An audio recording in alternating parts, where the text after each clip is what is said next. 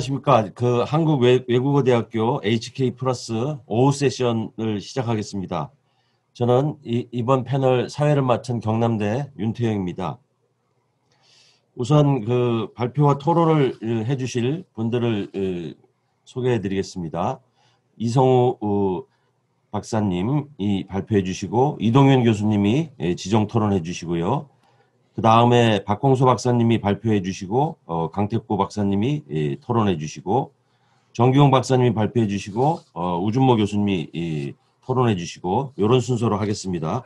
일단 발표를 먼저 세 분이 하시고, 그 다음에 토론하시고, 그 다음에 또 이 발표자가 답변하는 순서로 그렇게 진행하겠습니다. 시간 배정은 저희가 2시간이기 때문에 발표를 한 25분 정도 해주시면 좋을 것 같고요. 토론은 한 8분 정도 해주시고, 그 다음에 이제 발표자분들의 답변은 한 5분 정도, 요렇게 해주시면 괜찮을 것 같습니다. 시간 배정은 뭐 괜찮으시죠? 예. 네네. 발표 25분이요? 예, 그 정도 해주시면 되겠습니다. 예. 그리고, 그렇게 해서, 진행하겠습니다. 그럼, 먼저, 요번 패널 첫 번째 발표인, 이성우 박사님이 동북아시아 초광역 다자협력의 제도화 방안에 대해서 발표해 주시겠습니다. 발표 부탁드립니다. 예, 소개받은 이성우입니다. 다들 뭐 아시는 분이니까 바로 그냥 본 내용으로 들어가겠습니다. 저의 이 동북아시아 초광역 다자협력 제도화 방안 연구는 저희 회사에서 하는 게 뭐냐면은 결국 한반도 메가리전이라는 개념으로 이 경기도가 주축이 돼서 남북 간의 교류 협력을 활성화시키고, 이게 장기적으로 한반도 통일 시대 또는 통합 시대를 대비해서 이 접경 지역인 서해 경제 특별지대 뭐 이런 것들을 확장시켜서 다자 협의체로 만들어 나간다라는 게 큰 아이디어입니다. 그래서 거대 도시권을 말하는 거를 여기 개념에 나온 것처럼 이제 거대 도시를 메가시티라고 하는데요. 인구 1,000만 명 이상. 이걸 이제 메갈로폴리스로 이 모양으로 연결하는 거는 그냥 메갈로폴리스고, 이것들을 메가리전이라고 부릅니다. 그래서 우리는 메갈로폴리스보다는 메가리전이라는 개념을 쓰게 됐고요. 그래서 여러 나라에 걸쳐서 존재하면 이 메가리전이 이거를 이제 메타리전이라고 부르게 됐는데, 우리는 메가리전이라고 지금 일단 쓰는 이유는 남북한을 다른 나라로 보지 않고 두 나라가 결국 통합의 대상이라고 해서 메가리전으로 개념을 통일시켰습니다. 그래서 메가리전을 하기 위해서 우리가 아이디어는 저는 동의하지 않습니다만은 제가 입사했을 때 이미 이 개념이 잡혀 있었습니다. 경제협력지대로서 우리가 모델로 보는 게 어디냐면은 홍콩 신촌 모델입니다.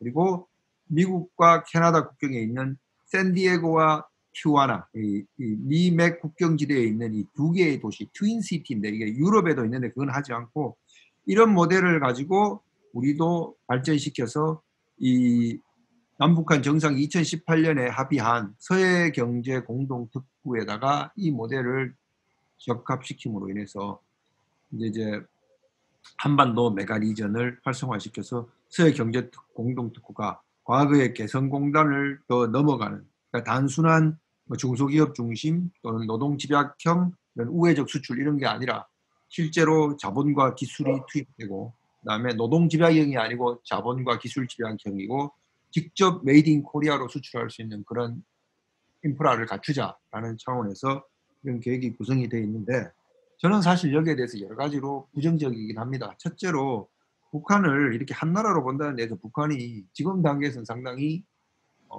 불쾌 또는 동의하지 않을 것이라 저는 생각을 하고요. 그 다음에 이게 이제 또 우리가 이게 사회과학적, 좀 이따가 더 설명드리겠습니다. 사회과학적으로 유사한 체계를 분석해야 되는데, 과연 남북한의 메가리전인 이 한강 하구 지역이 신천 홍콩 모델과 유사성이 있느냐, 또는 미국의 멕시코의 국경지대 그만큼의 이 유사성이 없다라고 생각을 해서, 그래서 국제관계 이론에 있어서는 뭐 여기 다 아시는 그 국제관계 전문가들이니까 굳이 설명하지는 않겠습니다. 이건 이제 국제관계 전문가들이 아니어서 협력을 통해서 비핵화를 추진해야 되는데, 비핵화의 이제 여기서 한 가지 문제는 뭐냐면은 다들 아시는 바와 같이 비핵화가 결국 신뢰 부족이지 않습니까?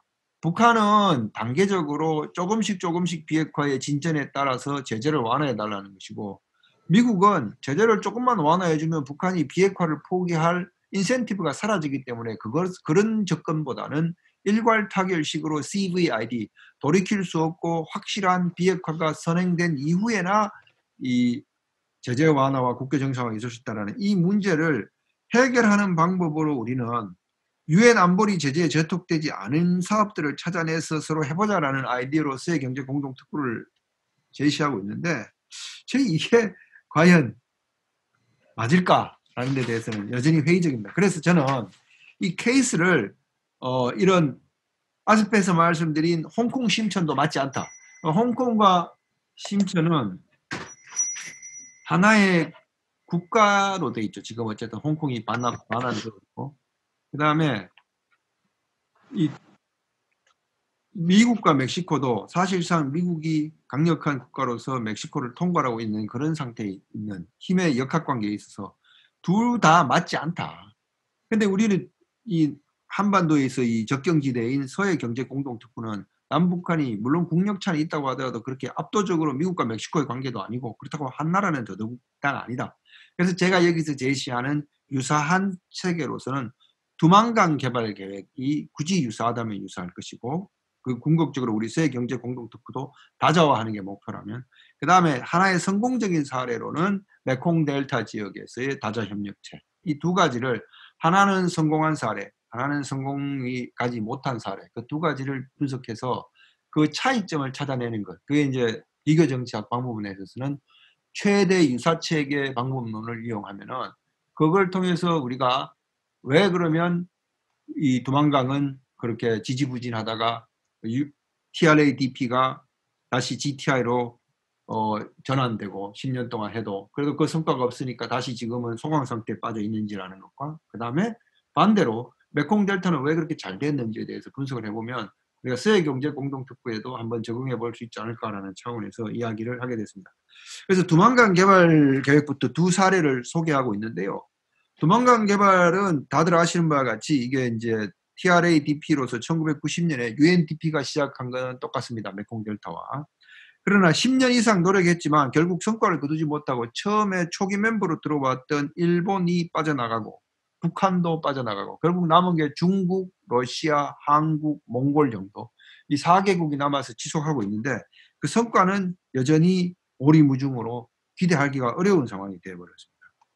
그래서 여전히 이 홍콩이나 로테르담 같은 걸 목표로 이 국경 지역의 다자 협력을 통한 경제 전략적인 경제 발전 지구를 수립한다고 했지만 그 목표에 이르지 못하고 있습니다. 그래서 다들 아시는 바와 같이 나선 지구와 러시아의 포셰트, 그리고 중국의 훈춘, 이 세 지역을 연결해서, 그리고 소삼각이고 대삼각으로 중국의 연길, 북한의 청진, 블라디보스톡을 연결해서 대삼각으로 확대해서 큰 메가 리전을 만들어 나가겠다라는 계획이 있었습니다만은 10년 연장을 했지만 결국 성과를 내지 못했고, 대삼각으로 가지 못한 것뿐만 아니라 소삼각도 달성하지 못했습니다. 그래서 5개 회원국에 출범했던 게 지금은 3개 회원국으로 줄어들게 되는 이런 문제가 있다는 것입니다. 그래서 여기서 제가 한 가지 또 짚고 넘어갈 게, 여기서 결국 지정학적으로 다른 여러 가지 이유가 있지만 또 한 가지는 중국이 이 지리적 이익을 보려고 하는 것이죠. 동해 출해권을 확보하려고 하기 때문에 북한과 러시아의 상대적 이익 때문에 이것이 잘 진행되지 못했다라는 것을 미리 말씀드리고요. 그 다음에 메콩 델타에 대해서 간략하게 말씀드리면, 메콩 델타는 상당히 성공적인 다자 협력체입니다. 둘 다 비슷한 시기인 1990년대, 물론 그 전에도 있었습니다만 UNDP가 이 메콩 델타 지역에 국경을 맞대고 있는 중국 운남성을 포함해서 동남아시아의 미얀마, 라오스, 캄보디아, 베트남 5개국을 거쳐서 흘러들어가는 이 하천주의의 국가들을 UNDP가 이니셔티브를 잡고 다자 협력체를 추진했습니다. 그래서 이게 여러 가지 성공 사례들이 많습니다. 아시다시피 두 가지의 큰 개발 계획이 추진되는데요. 먼저 시작된 게 Greater Mekong Sub-Region이라 그래서 메콩강 유역 개발 프로그램과, 이건 아시아 ADB인 아시아 개발은행이 주도하고요. 이 일본이 주축입니다. 그다음에 95년에는 메콩강위원회 MRC 메콩 리버 커미션이 재결성돼서 이 앞에서 말씀드린 GMS 국가들과 같이 이 다자 협력을 추진해 나갔던 겁니다. 이 다자 협력의 성공 사례를 여기 한 6가지 정도 소개하고 있습니다. 첫 번째로는 GMS를 통해서 운송, 내륙 운송이죠. 이 강을 따라서. 그다음에 에너지, 환경, 수량 통제, 그다음에 천연자원 개발, 인적자원 개발, 관광 교역 이렇게까지 100여 개의 프로젝트가 지속적으로 추진되는 결과를 이뤄냈고, MRC의 경우에는 내륙 수운을 통해서 또 홍수 대책, 농업업 이런 다자 협력을 베트남과 캄보디아, 태국이 주축이 돼서 소다자주의 협력의 성과를 거두는 겁니다.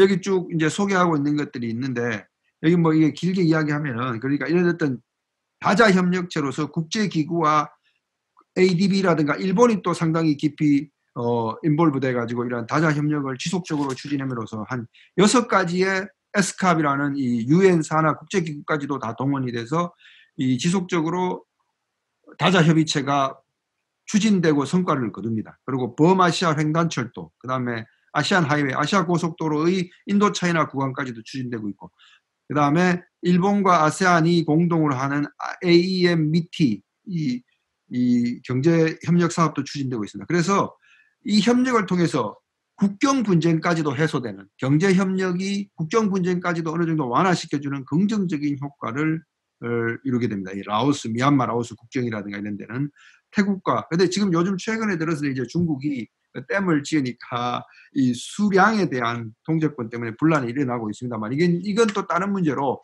중국이 패권 국가로서 부상함에 따라서 생겨나는 문제인데, 그것과 별개로 이 메콩 델타만 보면은 상당히 성공적인 결과를 거두었다, 이렇게 저는 평가합니다. 그래서 아까 말씀드린 대로 이 비교 방법론은 말씀드렸듯이 MSS입니다. 이런 가장 유사한 두 개의, 더 많으면 좋은데 사례가 뭐 다들 아시는 바지 정치학의 가장 큰 문제는 too few case, too many variable이지 않습니까? 거기에 적절한 사례는 너무 숫자가 적은데 베리어블은 너무나 많다는 거. 좀 이따가 또 베리어블을 보여드리겠습니다만은.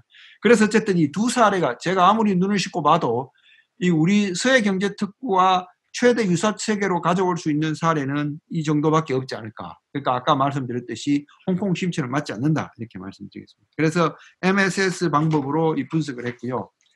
그래서 사례를 분석해 보면, 그러면 왜 두만강 개발 계획과 메콩 개발 계획이 이렇게 운명이 엇갈렸냐는 데 대한 또 변수죠. 변수를 몇 가지 차원에서 이게 정리를 해봤습니다. 그러니까 국제 질서 차원에서 강대국 간의 세력 갈등이 없어야 되는 겁니다. 그러니까 이 동남아 지역에는 그 아세안 10개국을 주요국을 하고 있고, 강대국이라 그래야 중국만 하나 있었고, 미국도 동남아 문제에서 90년대 이런 탈냉전 시기에도 그렇게 깊이 인게이지를 하지 않습니다. 그러다 보니까 이 메콩 델타 지역은 자생적으로 각각의 작은 국가들이 자기의 이익을 따라서 그런 다자적인 협의체를 추진할 수 있었는데, 반해서 이 두만강 유역은 일단 미국과 중국의 세력이 겹칠 뿐만 아니라 중국과 러시아도 서로 그 협력을 통해서 생기게 되는 상대적인 이익을 더, 절대적 이익보다 상대적 이익, 즉 러시아는 중국이 동해 출입권을 얻게 되면 그 경제적인 이익을 얻게 되는데, 그것이 러시아에게 불리하게 작용하게 된다든가, 또 중국이 그 많은 인구로 극동 러시아에 몰려 들어오게 됨으로써 자기들이 손해를 본다는 걸 걱정하게 되게 되기 때문에 이러한 강대국 간의 세력 경쟁 구도가 이 다자 협의체에 대해서 부정적이었다, 이렇게 이야기할 수 있고요.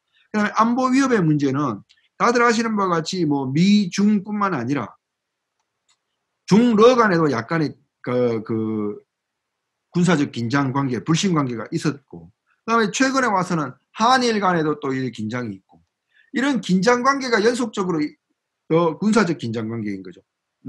북일 간에도. 근데 동남아에는 이 정도 대륙간 탄도탄이라든가 핵개발 같은 이런 전략 무기에 의한 상대방에 대한 위협은 없습니다. 국경 분쟁, 아주 낮은 단계의 저강도의 국경 분쟁은 있었지만, 이러한 점들이 바로 이 안보 위협의 문제가 없기 때문에 또 이 다자 협의체가 결실을 맺을 수 있는 환경이 되었다, 이렇게 정리할 수 있고요. 그 다음에는 이제 지역 내 강대국의 경쟁 구도인데, 이게 이익 균형, 아까 말씀드렸던 걸 좀 더 자세히 말씀드리면, 최근에 와서는 남중국해 영유권 분쟁이 있고 미국이 군사력을 활용하게 되고 이러니까 이 중국도 여기에 영향력을 행사하게 되면서 부정적인 게 생겨났지만 그 이전에 90년대 메콩 델타가 처음 일어났을 때는 이런 미국이 인게이지를 하지 않았기 때문에 상대적으로 더 잘 될 수 있었고 거기에 비해서 동북아시아는 예나 지금이나 군사적 긴장이 최고조로 고조되고 있습니다. 중국이 최근에 미국에 대해서 도전하게 되기 이전에는 물론이거니와 최근에 와서는 사드 배치에 따라서 미중 간의 갈등이 한중의 그 한한령까지도 나타나게 되는 문제. 그 다음에 중일 간의 센카쿠 열도에서 분쟁. 그 다음에 중국 어선 납포의 문제. 히토류 수출 금지. 이러한 것들이 이 동북아시아에서는 모든 이 국가 컴비네이션들이 다 이러한 강대국 간의 경쟁 구도가 나타나고 있다는 것이 문제입니다. 중일, 미중, 심지어는 한일 이런 것들이 나타남으로 인해서 다자적인 협력에 상당히 어려움이 있다 이렇게 말씀드립니다. 그 다음에 협력에 있어서 영내 국가들과 역외 국가 그리고 다자적인 국제기구까지도 다 참여하는 것이 메콩 델타에 나타났던 겁니다. 아까 말했듯이 에스캅이라든가 EAEG 이런 다양한 국제기구들이 메콩강 다자협력에는 참여를 하게 되는데 동북아시아에서는 도리어 도리어 이와 반대 현상이 나타납니다. 미국과 중국이 이런 동아시아 다자협력을 이러한 이익을 창출하기 위한 구도로 쓰는 것이 아니라 양자관계에 기초한 대결 구도에 있어서 그 주변의 국가들을 줄 세우기 위해서 다자협력을 이용했다라고 볼 수 있습니다. 여기서 가장 이제 최근의 걸 말씀드리면 TPP와 RCEP죠. TPP는 미국이 확대된 지역 정체성을 가지고 태평양 국가까지 다 모아서 중국이 동아시아에서 다자협력을 주도하는 것에 대한 일종의 희석작용, 물타기용으로 이런 페루, 호주 이런 나라들, 캐나다까지 다 포함시키는 포괄적 지역협정을 추구하는 데 반해서 중국은 RCEP를 처음에 제안하면서 지리적인 아이덴티티가 아시아인 국가만 들어오라는 것은 결국은 미국이라든가 미국에 동조하는 세력들을 최대한 배제시키고 나가겠다라는 이러한 구도가 즉 다자협력이라든가 국제기구가 그 원래의 다자협력의 목표에 부응하는 것이 아니라 도리어 양자 간의 대결 구도를 확증시키는 쪽으로 부정적으로 작동된 것이 문제점이었다. 이렇게. 마지막으로 다섯째는 절대적 이익은 아까 말씀드린 거니까 그냥 넘어가겠습니다. 여섯째가 이제 마지막인데 국제체제 안정 주민 통제가 필요한 전체주의 국가. 이게 이 동남아 국가들은 약간의 전체주의가 있었죠. 예를 들면 뭐 미얀마라든가 이런 데가 키딩필드가 있었지만 아주 미미한 수준이었는데 반해서 이 동아시아에서는 중국과 북한, 가장 이제 크게 나오는 게 북한이죠. 북한과 같은 국가들이 있음으로 인해서 정치적 다원주의라든가 다원주의가 안 되니까 주민 통제 때문에 다자협력으로서 개방적이고 개혁적인 어떤 협력 체계를 추진할 수 없는 것 이런 것들이 가장 큰 문제다 이렇게 지적을 하고서 여기에 대해서 그러면 보완책으로 이게 이제 저희들에게 주어졌던 과업이었는데 이게 뭐냐면 그러면 어떻게 그럼 동아시아에는 영원히 협력을 할 수 없느냐? 그럼 남북한 간의 협력도 안 되느냐? 남북 간의 협력을 공고화시키기 위한 다자주의 체제를 동아시아에 끌어들어올 수가 없느냐라는 그런 문제의식 또는 정책 제안에 있어서 요구 거기에 대한 대답을 드린 게 그러면 할 수 있는 가버넌스 체계를 한번 제안해 보라고 해서 제가 제안했던 것이 그 이제 맨 마지막에 있는 그 22페이지의 그림인데 그 그림에 대한 설명을 말씀드리는 걸로 제 마지막 이 결론을 가늠하겠습니다.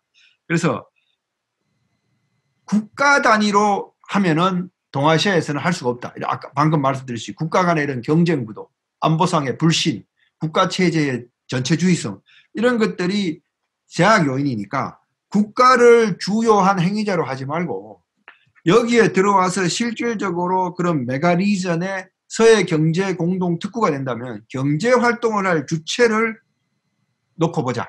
그래서 지방자치단체가 됐던 아니면 기업이 됐던 그 각각의 국가 일단 잠정적으로 동아시아의 6개국 육자회담에 있어서 유관국인 6개국을 기본으로 해서 미국까지도 포함해서 그 각각 들어올 수 있는 기업과 지자체를 주요 액터로 설정을 해서 그들의 하나의 협의체인 실무협의체를 하나를 만들고 이걸 양원제로 해서 이거를 하원으로 만들고 국가는 이 외교를 담당하는 국가는 그 주권에 해당되는 부분은 따로 여기에 직접 개입하는 것이 아니라 한 발 건너서 있는 국가와 정부는 다자협력에 관련 다자협력협의체로서 외곽의 상원처럼 다른 협의체를 만들어서 이 두 체계가 동시에 작동하는 것이 아니라 실무협의체는 실무협의체들 수준에서 일을 하면서 여기에 생긴 문제들은 직접 이 액터들끼리 하는 것이 아니라 이 각각의 주체국의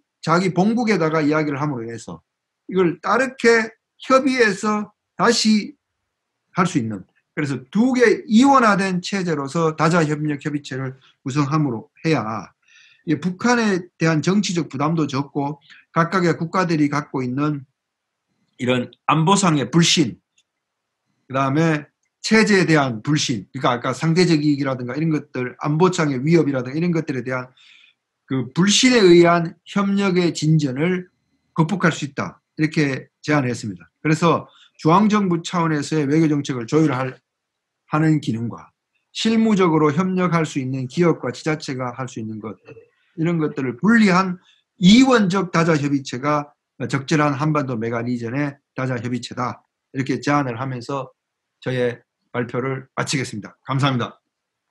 네, 발표 잘 들었습니다. 자, 그러면 두 번째 발표로 박홍수 박사님이 박정희 시기 북방외교의 정치 경제학에 대해서 발표해 주시겠습니다. 부탁드리겠습니다. 예, 감사합니다. 발표 이성호 교수님 발표 잘 들었고요. 저도 간략하게 제가 말씀을 올리겠습니다. 네, 저는 주제가 박정희 시기 북방외교의 정치 경제학, 그래서 6.23 선언을 중심으로 제가 한번 살펴보려고 했고요. 우선 몇 가지 아규먼트를 소개를 드리고 이제 진행하는 것이 옳을 듯 싶습니다. 그래서 세 가지 정도 주장이고요. 첫 번째로는 이 박정희 정권의 북방 외교를 기존의 연구들은 주로 이제 정치적인 맥락에서 많이 설명을 했습니다. 북한에 대한 포용이라든지 공산권에 대한 접근이라든지.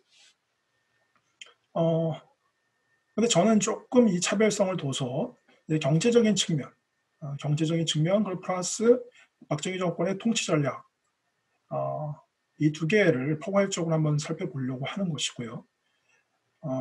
정치 경제적인 맥락에서 박정희 정권의 북방 외교를 살펴보겠다, 이런 것이고, 좀 더 구체적으로 이제 아규먼트는 기본적으로 박정희 정권은 60년대 말, 70년대 초에 들어와서 이 통치성 위기에 직면하게 된다.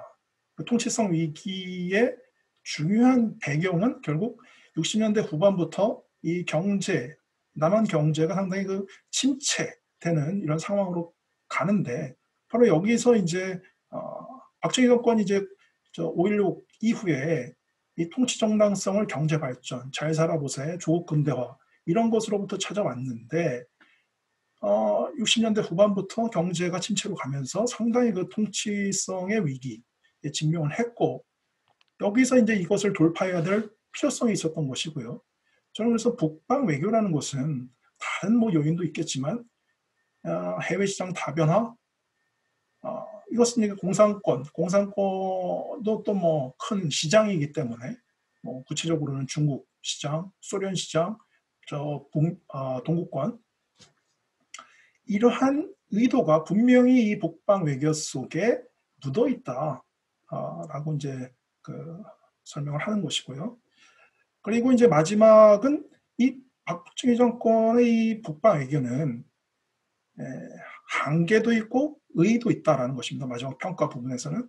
그래서 한계는 뭐냐면 기본적으로 이 6.23 이후 북방 외교 이후 70년대 말까지 통계적으로 보면 동구권, 소련, 중국 경제 교류가 분명히 이제 시작이 됐고 통계적으로도 유의미한 이런 통계도 잡히지만 결정적으로 이제 구조적으로 돌파를 할 수는 없었다. 그 이유는 어떻게 보면 중국 시장이 가장 중요한데 중국은 여전히 미국하고 수교가 안 돼 있었던 것이고요. 79년에 이제 수교가 되죠. 그리고 또 소련이나 중국이나 북한 눈치를 볼 수밖에 없고, 이런 구조적인 상황 때문에 유의미한 발전은 있었지만 어떤 크리티컬 포인트를 넘어갈 수는 없었다. 이것이 한계라고 보는 것이고, 그럼에도 불구하고 이제 80년대 들어와서 본격적인 북방외교, 92년 한중수교 이런 것에 미랄이 됐던 것은 분명한 사실 같다. 저는 그렇게 이제 이 전반적인 내용은 이렇게 좀 정리를 할 수가 있겠고요. 조금 더 이제 구체적으로 말씀을 드리면, 기본적으로 저의 문제의식은, 최초에 이제 이 발표문을 준비하면서 기본적인 문제의식은 이 북방외교와 유신체제의 모순, 이 문제가 제가 조금 이해가 좀 안 되는 부분이 있었습니다. 여기서 이제 문제의식이 생겼는데, 북방외교는 기본적으로 큰 그림을 보면 대북 유화적인 정책입니다. 북한을 포용하고 공산권을 포용하고 이런 건데, 반대로 북방외교하고 동시에 진행된 유신체제는 또 박정희 정권은 북한의 위협을 상당히 강조한다는 거죠. 동시에 진행된 두 개에서 북방외교는 대북 유화적인 정책, 그런 성격을 드러내고, 유신체제는 북한의 위협을 강조하고, 저는 이 모순이 이걸 어떻게 해결해야 될까 이런 문제의식이 생겼던 겁니다.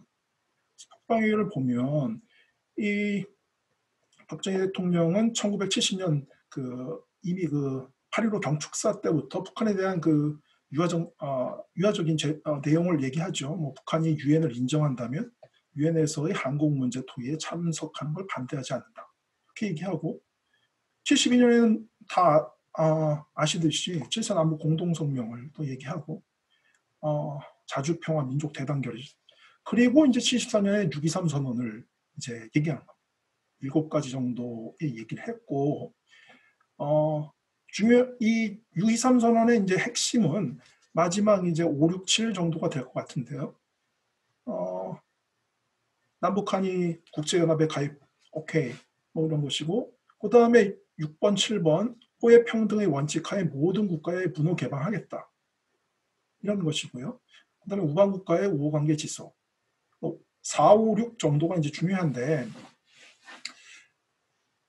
내용적으로 보면 제가 말씀드렸듯이 상당히 북한에 대해서 유화적이고, 공산권에 대해서 유화적이고, 특히 이제 공산권은 이제 중국하고 소련이 되겠죠.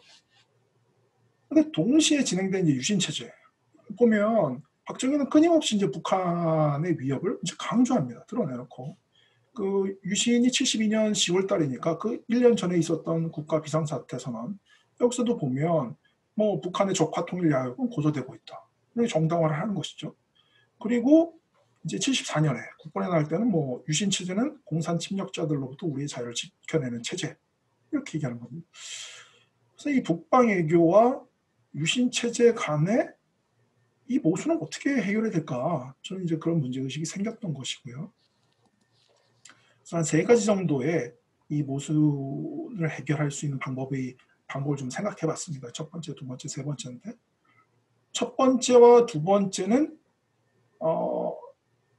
이 북방 외교가 북한에 대한 포용이 아니라 이것은 위장된 형태의 남한판, 남한 버전의 위장 전술, 평화 전술이라고 만약에 해석이 가능하다면 이제 북방 외교와 유신 간의 모순 자체가 이제 없어지는 거, 해소가 되는 것이죠. 첫 번째를 보면 북방 외교는 북한 포용이 아니라 오히려 고립 전략이었다. 이거는 뭐 북한하고 잘 지내고 뭐 이런 것이 아니라 오히려 이 북한을 조금 더 세련된 형태로 이제 고립시키려고 하는 냉전의 로직이 들어있는 이런 가설이 가능하다는 거죠. 이게 정답이라는 소리가 아니라. 그래서 뭐 특히 이게 자료 같은 경우도 뭐 7.4 남북 공동성명 이후에 외교부에서 막 불령이 내려가는데 이런 자료들을 보면 뭐 이렇게 얘기하고 있어요. 뭐 북한이 국제무대에서 뭐 외교 활동이 차단해라. 아주 뭐 노골적으로 이러한 불령들이 이제 각지로 내려가고, 분명히 북한한테는 유화적인 제스처를 취하면서 내부적으로는 이런 불령이 내려가는, 이런 거 보면 북방 외교가 사실 북한 포용 전략이 아니라 오히려 더 세련된 형태의 고립 전략 이라고 볼 수 있다면 이제 유신과의 모순이 해결되지 않겠는가. 그게 첫 번째 가설이고요. 제가 생각하는. 두 번째는, 이거는 많은 연구자분들이 또 얘기를 하고 있는데, 북방 외교는 역시 이것도 이제 뭐 진정성이 없다, 아주 전략적이다 이런 것인데 북한 외교 공세에 따른 불가피한 조치였다. 이거 수세적인 디펜스였다라는 거죠. 왜 그러냐면 북한이 이제 1970년대 초반에 들어오면 상당히 공세적으로 이제 북한이 대외 외교 관계를 이제 확대하고 강화하기 시작합니다. 73년에 보면은 이게 스칸디나비아 그 국가들, 그 북유럽 국가들과 뭐 1년에 그 외교 관계를 수립하고요. 그리고 뭐 비동맹 국가들과 외교 관계를 수립하고. 그러니까 이렇게 되면 남한의 입장에서 봤을 때 그 할슈타인 원칙이죠. 북한이 외교 관계를 맺고 있는 국가들과 그 할슈타인 원칙을 남한이 계속 가져간다면 다 단교를 해야 되는데, 그럼 오히려 이건 남한한테 상당히 이것은 마이너스가 되기 때문에 이건 어쩔 수 없이 이 할슈타인 원칙을 포기하는, 그것이 6.23 선언 북방 외교로 나타났다. 이렇게 설명하면 역시 이제 모순이 좀 해소될 수도 있을 거라고 생각해요. 그리고 이제 세 번째 가설인데요. 세 번째 가설은 첫 번째, 두 번째하고는 이제 결이 좀 다릅니다. 그래서 세 번째는 북한 요인은 애초부터 북방 외교나 유신의 명분이 아니었다. 유신의 진짜 원인, 배경이 아니었다. 그건 명분에 불과했다. 이렇게도 이제 모순이 해결될 것 같아요. 그래서 북방외교는 그 과정에서 지금 제가 말씀드렸듯이 북한에 대한 태도가 계속 바뀝니다.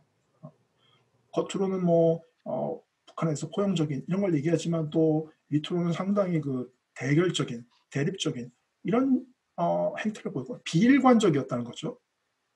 그 비일관적이니까 북방외교와 북한 문제가 동떨어져서 좀 별개의 것이 아니냐 이렇게 좀 생각할 수 있다는 것이고, 그 다음에 유신도 북한은 사실 실제 원인이 아니었다. 배경이 아니었다. 유신에도 북한은 명분에 불과했다. 왜? 사학자들이 이런 또 자료들도 공개하고 그러는데, 유신 선포 직전에 박정희가 이제 박정희 정권이 김일성 정권한테 우리 유신 선포한다. 이것을 다 공지를 했다는 거죠. 북한의 위협 때문에 유신을 했다라고 겉으로는 얘기하는데 이제 수면 밑으로는 그것을 다 공지를 하고, 자 이런 거 보면 유신도 북한이 실제적인 원인이 아니다. 북방외교 유신도 북한이 실제적인 원인이 아니다. 그럼 또 모순이 해결되는 거죠. 그래서 제가 내리는 이제 잠정적인 가설은 다른 원인이 있다. 다른 원인. 그것은 결국 국내 정치적인 요인, 대내 정치적인 요인이 아닐까라는 이제 문제의식이 생겼던 것이죠. 그리고 그 목적은 결국 대내 정치적인 측면이라면 통치 권력의 강화, 유지 강화, 이렇게 저는 좀 가설을 설정하고 싶습니다.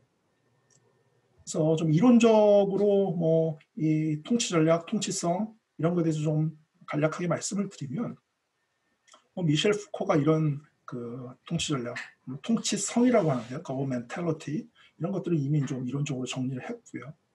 그래서 한 3가지 정도의 이 통치 전략 구체적인 있다. 첫 번째는 이제 법 폭력이라는 것이고, 두 번째는 규율이고, 세 번째는 이제 경제적인 통치인데, 이 옆에 그림 삼각형에 보시면 이 3가지의 통치 전술들은 상호 배타적인 것이 아니라 함께 작동하는.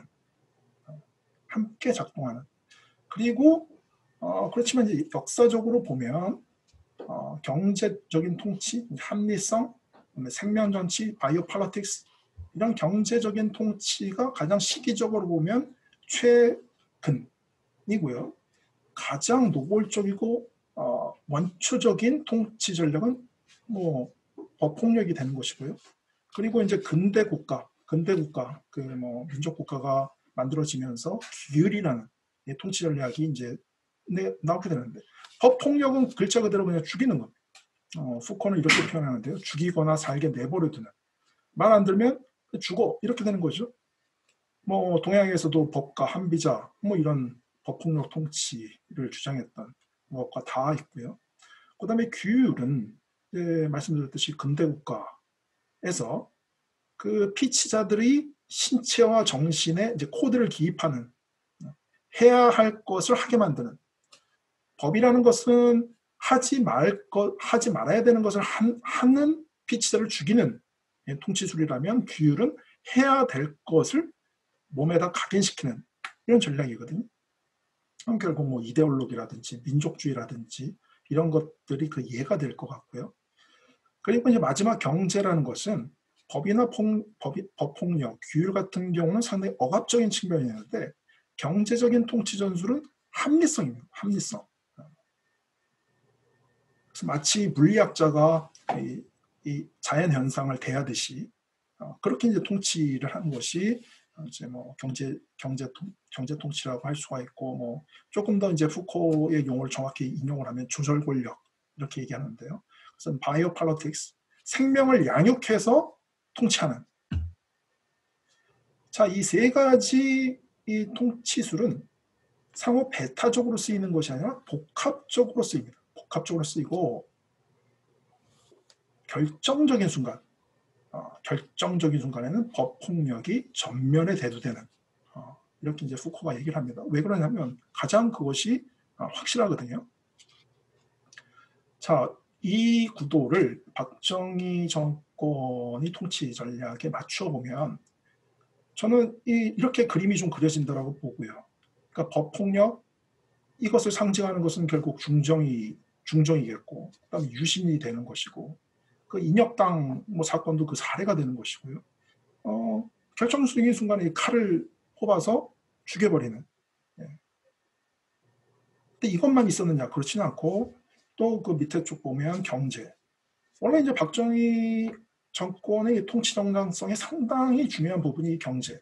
잘 살아보세, 조국 근대화 이런 거였죠. 상당히 희망을 많이 줬어요. 그래서 이것은 뭐 박정희가 죽기까지 계속 이제 이런 얘기들 했었던 것이고, 또 반대쪽에는 이제 규율, 반공주의 강화하고, 나는 공산당이 싫어요 이런 거 계속 강조를 하죠. 그다음에 특히 민족주의, 국가민족주의, 계속 박정희가 이 이데올로기를 이제 코드를 기입하는 것이죠.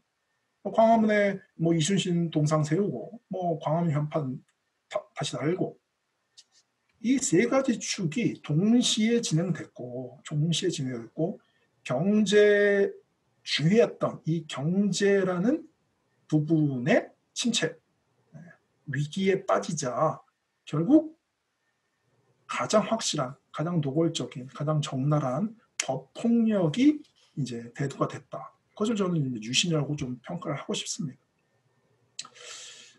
그 78년에 박정희의 그 발언 왼쪽 위에, 여기에는 이 세 가지 통치 전술이 다 들어있다고 저는 생각해요. 이 구절에는. 그래서 오늘날 이 땅에 어디를 둘러보아도 변화와 발전의 기운이 역력하다. 빈곤과 실 대신 풍요. 풍요가 바로 이제 경제를 상징하는 것이겠죠. 불안과 혼란 대신 안정과 질서. 안정과 질서는 당연히 법, order, stability를 얘기하고, 그 밑에 자주와 자립은 자주, 민족주의하고 또 연결이 되는 것이고요. 이 세 가지 그 통치술이 동시에 이제 작동을 했다. 그런데 문제는 바로 이 위기에 빠지게 된다는 것입니다. 위기에. 뭐가 위기에 빠지냐면 경제라는 이 통치 전략. 이게 더 이상 이제 가져가기 힘들게 되는 그런 상황이 오고, 또 뭐 규율, 반공 이런 것도 위기에 빠지고, 그래서 전반적으로 통치성의 위기에 빠지게 된다. 자, 가장 중요한 이 경제 침체, 저는 상당히 이제 중요하다고 보는데, 이게 대외적인 측면도 있고 대내적인 배경도 있어요.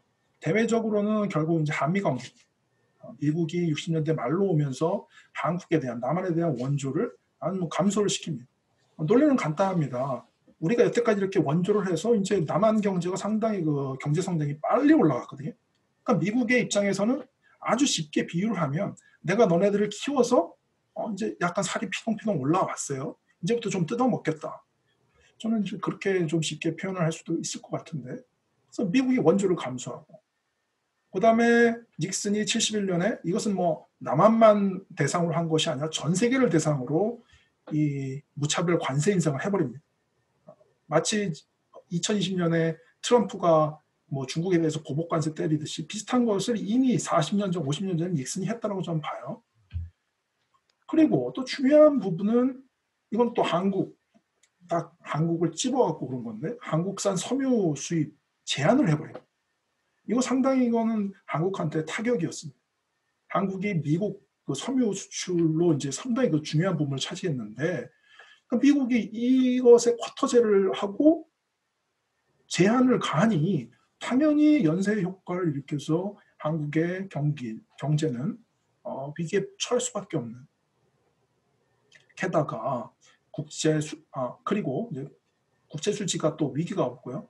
박정희 정권이 70년대 초반 들어오면서 중화공업으로 밀어붙이고 그러기 위해서는 외채를 막 도입을 했는데 당연히 그러면서 국제 수지가 악화가 되고 게다가 73년에는 오일 쇼크가 있었죠. 상당히 뭐 큰데 그러면서 막 뭐 마이너스 성장인가요? 하여튼 뭐 경제가 안 좋아지고 또 안보적인 측면에서도 이제 닉슨이 주한미군을 이제 빼갔습니다. 이것은 온전히 안보 비용으로 올 수밖에 없는. 뭐 주한미군 빼가면서 뭐 한국군 현대화 프로그램 했어요. 하지만 심리적인 측면도 분명히 있는 것이고 박정희 정권의 그 안비 비용이 증가될 수밖에 없다. 이런 대외적인 배경들이 있고 대내적인 측면은 말씀드렸듯이 이 중화공업 수출주도 외채가 급증하고 물건을 만들려면 외국 돈을 빌려와야 되니까 그리고 정치적인 요인들에 따른 이제 통화를 남발하게 됩니다. 삼성 개헌이 있었고 대선이 있었고 돈을 너무 많이 풀었어요. 당연히 인플레이션 그다음에 기업들 부채가 쌓이니까 기업들 이윤도 떨어지고 뭐 부도 이런 위험도도 증가되고요. 그리고 이제 정치 사회적인 부분에서는 엘리트 경쟁 엘리트들의 이제 그 저항이 심해지는 거죠. 대표적으로 김대중이 상징합니다. 그런 저항 반대 엘리트 경쟁 세력. 그리고 사회 저항도 이제 심화되는 겁니다. 전태일로 상징되는 이것이 온전히 포괄적으로 보면 이 60년대 후반부터 70년대 초반까지 남한 경제의 침체. 이것은 결국 그 박정희 정권의 통치성의 한 축인 또 중요한 부분인 경제 전술 그것의 위기 이렇게 보여지고요. 또 한 축인 방공규율 역시도 70년대 초로 보면 상당히 이것은 더 이상 정당화할 수 없는 그런 상황들이 오게 되는데 그것은 결국 그 동서 대땅뜨, 미소 대땅뜨 그 반공주의라는 것이 끊임없이 어떤 북한의 위협을 강조하고 이러면서 내부 결속을 이제 강화했는데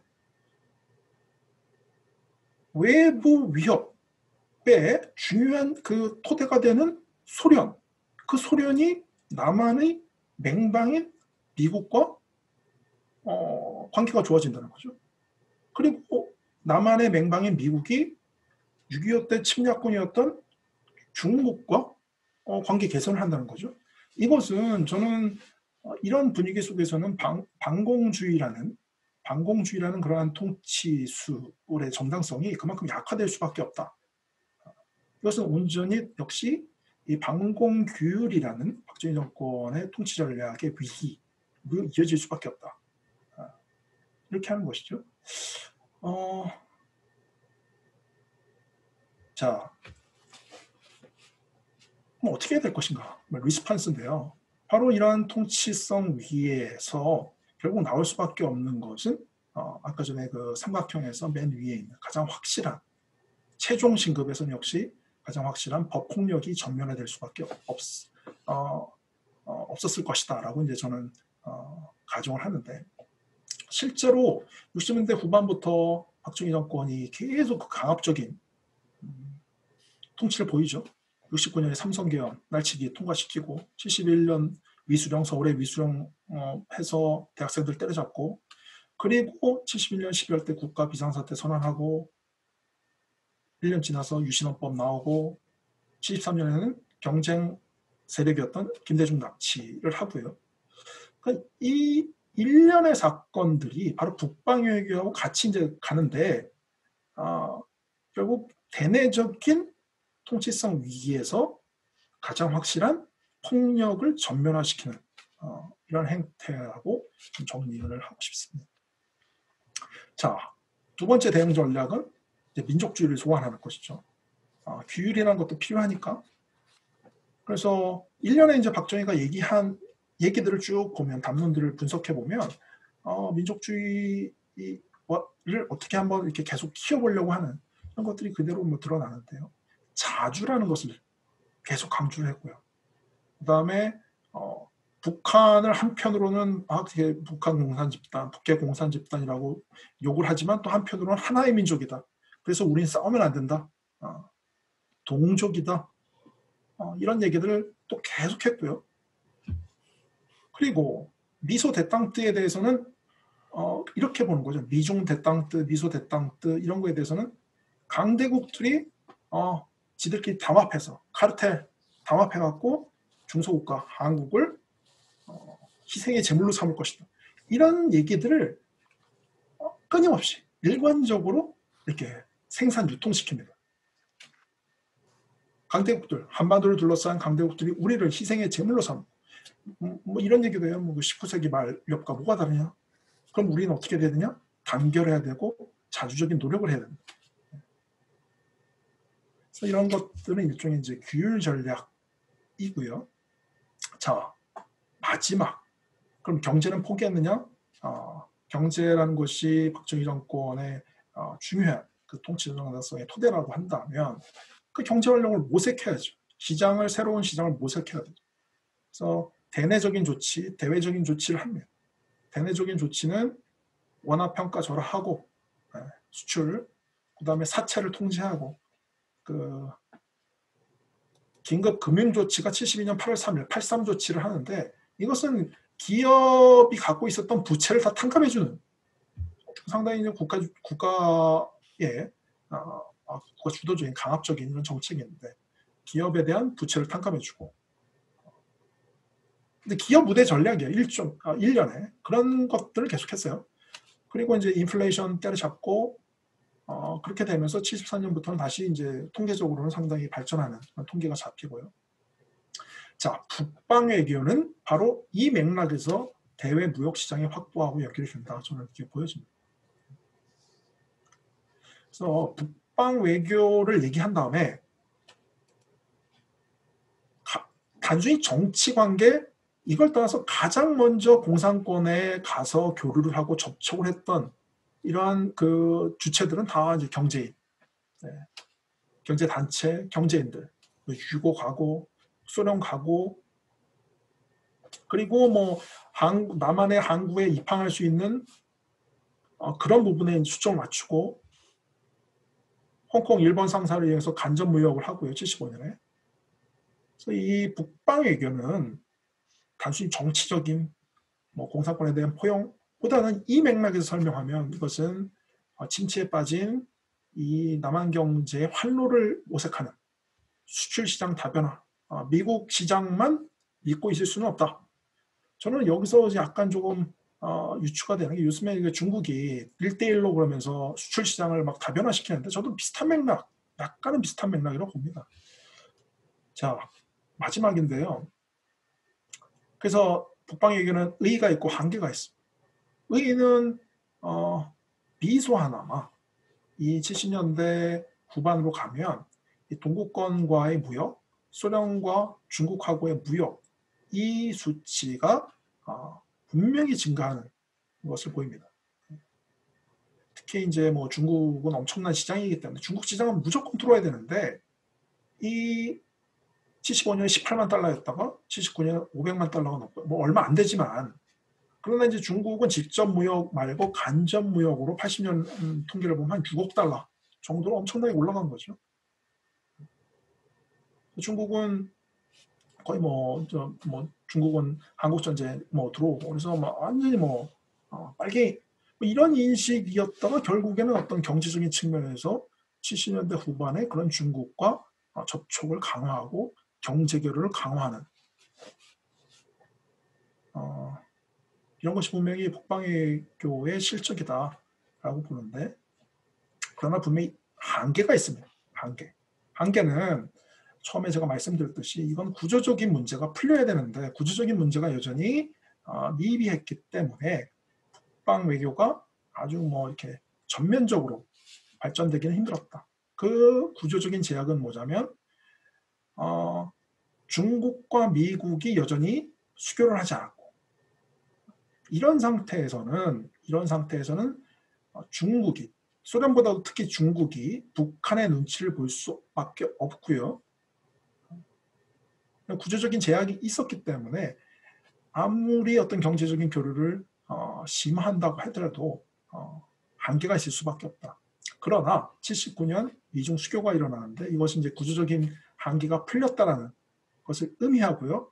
바로 79년에 미중 수교 이후에 80년 초반부터, 그때는 전두환 정권이죠.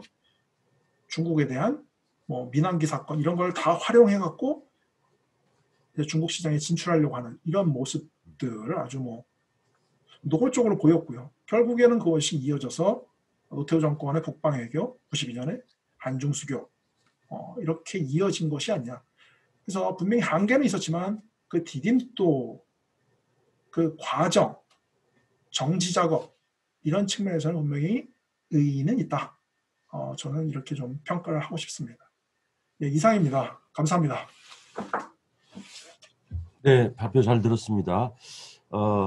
박정희 정부의 북방 외교를 세 가지 측면, 법폭력, 규율, 경제적 측면으로 자세히 분석해 주셨습니다. 자, 다음으로는 정기용 박사님께서 노태우 정부 이후 역대 정부의 북방 정책에 대해서 발표해 주시겠습니다. 예, 마이크가. 앞에 두 분 선생님 발표 잘 들었고요. 제 발표 같은 경우에는 우리 박홍서 박사님이 유신까지의 이 내용을 다뤄주셨다면, 저는 이제 노태우 정부 이후 민주화 이후의 북방 정책에 대한 어떤 전체적인 라인을 살펴보고 있습니다. 사실 이 제목을 정할 때 조금 고민이 있었던 게, 노태우 정부 이후의 북방 정책 그리고 지속 혹은 단속, 여기서 이제 지속과 단속을 쓴 이유는 연속, 불연속으로 할 것이냐 아니면 지속 혹은 단속으로 할 것이냐 고민을 좀 하다가, 연속과 불연속보다는 지속과 단속의 교차라고 보는 게, 즉 지속은 계속된다는 이야기고 단속은 가다서다, 스탑 앤 고죠, 가다서다 한다라는 뜻으로 본다면, 연속 불연속보다는 지속 단속으로 하는 게 이 노태우 이후에 북방 정책의 특성을 잘 설명해 줄 수 있을 것 같다라는 생각을 하고 이런 제목을 정해봤습니다. 여기에 대해서는 이따 이제 우리 토론자 선생님들이나 참여하실 선생님들의 고견을 부탁드리고요. 우리 박홍서 교수가 시간을 많이 써서 저는 짧게 하겠습니다. 자, 일단 컨텐츠를 보시면 우리가 이제 북방이라는 말을 계속 하게 되는 이유, 그리고 이제 노태우 역도 정부의 북방 정책 혹은 대북 정책, 이게 이제 어떤 식으로 관계성을 갖는지, 그리고 이제 이걸 세 가지 분석 수준에서 접근해보고 지속적이었냐 아니면 단속적이었냐에 대한 성격 파악을 하고 마지막으로 결론을 내리고 있습니다. 자, 왜 북방인가? 사실 이 북방이라는 말 자체가 상당히 우리 이 학계뿐만 아니라 그 다음에 이제 정책적인 측면에서도 매우 모호하게 사용되고 있습니다. 우리가 이제 유라시아라고도 이야기하고 동북아, 북방, 여기서 이제 각자의 정체성에 대해서 갖게 되는 이미지가 다르다 보니까 가장 무난한 말이 북방이라고 지금 이야기를 하는 것 같아요. 북방은 명백히 우리 입장에서, 한국의 입장에서 바라봤을 때 북쪽이죠. 지금 이제 이 북방이라는 말을 정부에서 사용하고 있을 때는 북방 정책을 이야기할 때 이 북방 정책의 대상 국가는 유라시아 대륙의 북부 및 중동부에 위치한 신흥경제권. 옆에 보시면 러시아, 몰도바, 몽골, 벨라루스, 아르메니아, 아제르바이잔, 우즈베키스탄, 우크라이나, 조지아, 중국의 동북 삼성, 카자흐스탄, 키르기스탄, 타지키스탄, 투르크메니스탄, 이 14개국을 의미하고 있습니다. 14개국을 의미하고 있는데 사실 이제 각자가 머릿속에 떠오르는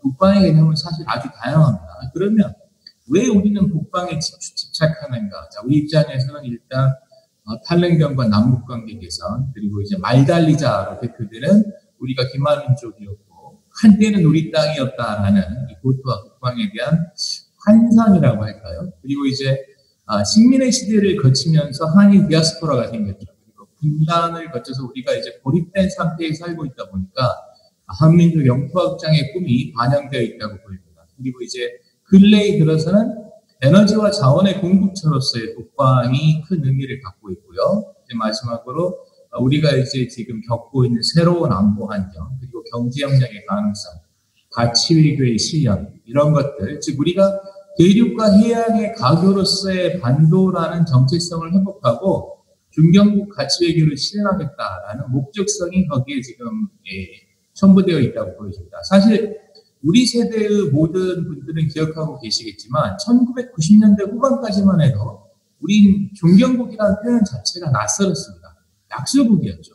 제가 생생히 기억하는 게 저희 은사셨던 김덕 교수님께서 국정원장에 임명이 되실 때 그 해에 출간한 책이 한국 외교정책에 대한 일종의 검토서였는데 그 책 제목이 약소국 외교론이었습니다. 약소국 외교론이었고 제가 그 당시에 이제 그 정치권에서 이제 일을 하고 있을 때 우리 국가를 가리켜서 약소국이라고 부르는데 아무런 위화감이 없었어요. 하지만 노무현 정부 이후, 김대중 정부와 노무현 정부 이후를 거치면서 이제 피보탈 액세스, 추축국 이야기가 나오기 시작하면서 우리 국가의 위상이 강화되고 한류의 융성과 그 다음에 스스로의 국력 성장으로 우리를 중견국이라고 부르는데 전혀 주저함이 없게 됐습니다. 이게 이제 사실은 휴먼 시큐리티나 아니면 이제 소프트 파워의 발음과도 연관이 있다라고 보여질 수 있는데 이러한 맥락에서 보았을 때 약소국에서 중견국으로 탈바꿈해 가는 사이에 우리의 국방 정책이 어떠한 변화의 과정을 거쳤는가 라는 맥락에서 노태우 이후 역대 정부의 국방 정책이라는 제목을 잡게 된 겁니다. 자, 이제 국방 정책의 경과를 보면 사실은 이제 정권마다 말이 지금 상당히 다르지 않습니까? 여기 지금 보시면 이제 분단과 냉전 시기에는 지금 우리 박공서 교수께서 조금 전에 이제 발표를 해주셨고, 우리 역사 속에서 국방정책이라는 말이 공식적으로 사용되기 시작한 것은 노태우 정부 이후죠. 노태우 정부의 국방정책, 김영삼 정부 때는 북한 핵위기가 발생함으로 인해서 우리가 국방에 신경을 쓸 겨를이 없었고, 이때는 이제 세계화 정책이 이제 기류를 차지하게 됩니다. 김대중 정부의 햇볕 정책, 그리고 이제 본격적으로 우리가 중견국 이야기를 하게 되는 노무현 정부의 동북아 평화번영 정책, 이명박 정부에 들어와서는 온전히 경제적인 측면에 집중을 해서 자원외교에 집중을 했고, 박근혜 정부에 와서는 유라시아 이니셔티브라는 표현을 쓰는데, 사실 우리 머릿속에서 유라시아라는 정체성은 사실 러시아 측 사람들 거란 말이에요. 러시아 측의 유라시아 이니셔티브고, 따라서 정확한 표현, 즉 터미놀로지만 놓고 봤을 때는 문재인 정부의 신국방 정책이 노태우 정부로부터 시작된 국방의 어떤 하나의 완결성이라고 표현하기는 좀 애매하고, 즉 그 어떤 컨텐트라든지 이 헤리티지에 있어서, 리거시에 있어서 가장 정확한 어떤 이 용어 사용이 아니었나라는 생각을 하게 되고요. 그리고 이제 보면 이제 국방정책의 정체성이라는 건데, 이게 이제 이 시기에 따라서 국방정책이라는 말을 갖고 우리가 의도하는 바가 달라집니다. 즉, 통일정책이냐, 아니면 북쪽의 국가들을 타겟으로 하는 외교정책이냐, 아니면 이제, 신남방, 신북방에서 이야기하는 것처럼 자원과 어떤 에너지원 확보, 그리고 그 외의 것까지, 동북아의 안보와 균형까지를 포괄하는 국가 전략이냐 하는 것은 우리 각자가 갖고 있는 지금 모양새가 머릿속에 있는 게 다 틀려서, 말씀을 드리자면 이 세 가지 것들이 통일정책과 외교정책과 국가전략이라는 이 세 가지가 국방정책 속에 녹아들어져 있다. 그리고 그것이 정권의 이제 그 특성에 따라서 이 세 가지 중에 한 가지가 드러나게 된다라고 생각을 하고 있습니다.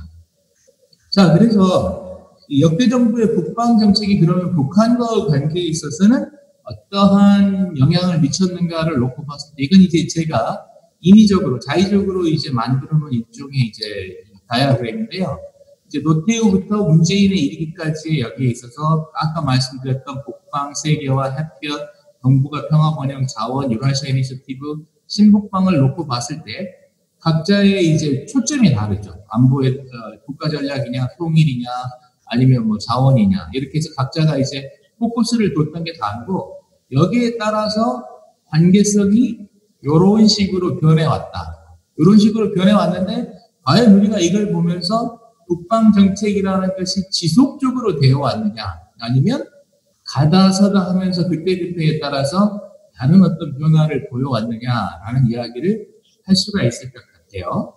그래서 저는 이제 이걸 세 가지 분석 수준에서 우리가 흔히 이제 외교정책 결정 과정에서 사용하는 분석 수준을 가지고 이제 한번 접근을 해봤는데 아주 지금 이거 이제 제가 글로 안 드리고 PPT로 해놓은 건 이제 간단하게 좀 이제 시각적으로 설명을 드리기 위해서입니다. 그래서 이 정책 결정자와 결정 집단 수준, 그래서 이제 이 수준과 국가사회 수준, 그리고 국제 체제 수준의 세 가지 수준에서 이제 국방 정책의 변화 과정을 본다면 일단 국제 체제 수준에서 본다면 이 남방 삼각 대 북방 삼각의 대치 상태가 냉전식이었다면 지금 현재의 상태는 북방 삼각을 확장시키고 즉 대치 상태를 공존과 확장으로 확장시킨 다음에 신남방까지를 포함하는 세계 전략으로서 즉 남과 북을 함께 아우르는 세계 전략으로서의 어떤 북방 정책에서 국방 정책은 북쪽을 의미하는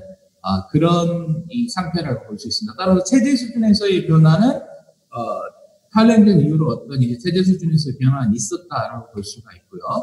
이게 지금 이제 오늘날의 동북아시아 안보 구조를 아주 간략하게 보여주고 있는 건데 북방 삼각과 남방 삼각의 대치 상태가 없어졌다라고 말을 하지만 다시 상황의 변화에 따라서 동북아시아 안보 환경이 다시 예전에 북방 삼각 대 남방 삼각의 대치 상태로 돌아가려 하고 있고 그 와중에 우리는 지금 어때요? 어떤 선택, 전략적 선택을 강요받다라고 말하기는 조금 무리가 있는 것 같고 어쨌든 우리는 전략적 선택을 해야 하는 어떤 크리티컬 포인트, 결정적 분기점에 서 있다라는 생각이 듭니다. 자, 그 다음에 이제 국가사회 수준으로 보면 저희가 경제적으로 이제 성장을 많이 했잖아요. 1988년 실질선언이 됐을 때는 명목 GDP가 2023억 달러, 세계 15위였는데 2020년 기준으로는 명목 GDP가 1조 5,868억 달러이고 세계 10위권의 경제 규모를 갖고 있습니다. 그리고 이제 저희가 군사정부를 종식시키고 민주화가 확실히 진전이 됐고 그렇지만 동시에 통일 문제에 대한 어떤 내부적 디퍼런스를 아직 조정하지 못하고 있는 상태 그리고 국내 정치적인 요인들이 어떤 외교 정책에 미치는 영향 자체가 미미한 그런 상황이라고 보여집니다. 자, 이 지금 마지막 이 요소를 말씀드리는 것은 제가 이제 4장에서 할 이야기하고 관계가 있습니다. 이건 이제 그 다음에 정책 결정자 수준에서 본다면 각 그 리더십에 따라서 국방정책의 성격이 바뀔 수밖에 없는데 노태우 대통령의 경우 이제 취약한 정통성을 극복하고 새로운 외교정책 방향을 설정하고자 하는 리더십적 특성을 드러내고 김영삼 대통령은 민족보다 우선하는 건 없다라는 취임사를 때리고 이틀 뒤에 얼마 지나지 않아서 바로 북한 핵위기가 터지는 바람에 약소국 외교의 한계를 노정시킬 수밖에 없었죠. 김대중 정부는 대북 포용이 우선이었고 정경 분리 원칙과 대화 우선을 고수했습니다. 그리고 노무현 정부 같은 경우 김대중 정부의 정책을 승계하고 중앙아시아 진출에 초석을 마련했을 뿐만 아니라 무엇보다도 동북아 균형자론이라는 사실은 이 동북아 균형자론을 거슬러 올라가면 1971년 김대중 대통령이 대통령 후보로 출마했을 때 사실 2+4 이야기는 그때 처음 등장합니다. 한국 정치계에서 4강의 보장을 받는 한반도 통일이라는 아이디어는 여러분 모두 아시다시피 제가 한때 모시고 같이 근무를 했던 김종원 박사가 알렉산더 킹이 1970년대 포린 어페어스와 월드 팔러틱스에서 주장을 하고 70년대 김대중 씨에게 사실은 그 아이디어를 제공을 합니다. 그래서 김대중 씨가 대통령 선거에서 2+4 이야기를 들고 나오죠. 그것들이 하나의 어떤 그 이론적인 틀로 갖추게 되는 게 이 시기에 이르러 동북아 균형자론으로 그리고 우리 국가가 약소국에서 중견국으로 성장함으로써 이와 같은 이제 하나의 정책적 혹은 전략적 이 워딩이 가능했다고 생각을 합니다. 자, 이명박 정부에 들어서는 이때는 정경분리, 실리우선, 그리고 외교적 대응이 실패했고 국방을 국내정치 선환용으로 사용했다는 한계를 갖죠.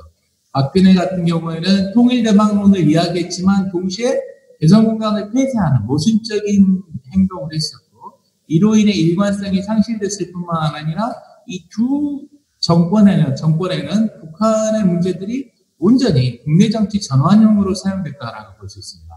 문재인 정부에 와서 사실 이제 한반도 운전자론이라는 게 나오는데, 이게 재밌는 게 역대 그 표현을 보면 우리가 이제 처음에 한국의 역할을 피벗, 미디에이터, 니고시에이터, 그리고 마침내는 아르바이터까지 변화를 합니다. 근데 다 비슷한 뜻인 것 같지만 여기서 한반도 운전자로는 아르바이터에 가깝습니다. 근데 이 아르바이터 이야기를 하면 영미권 학자들이 종종 이 의문을 제기합니다. 니들이 힘이 없는데 무슨 중재가 가능하냐.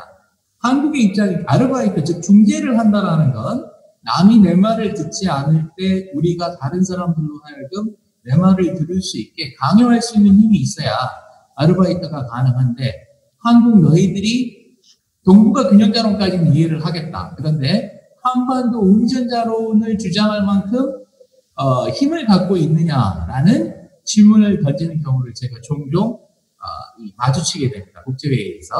어쨌든 그래서 우리의 이제 입장 자체가 여기서부터 여기로 변해오면서 많이 바뀌었다는 걸 알 수 있고, 국력의 변화에 따르는 거죠. 그리고 이제 문재인 정부 시절에는 남북미 정상회담, 그리고 이제 내년 도쿄 올림픽을 새로운 어떤 그 국방 정책의 완결 혹은 새로운 시작으로 하는 이 정치적 목적성을 지금 갖고 있다는 걸 볼 수 있습니다.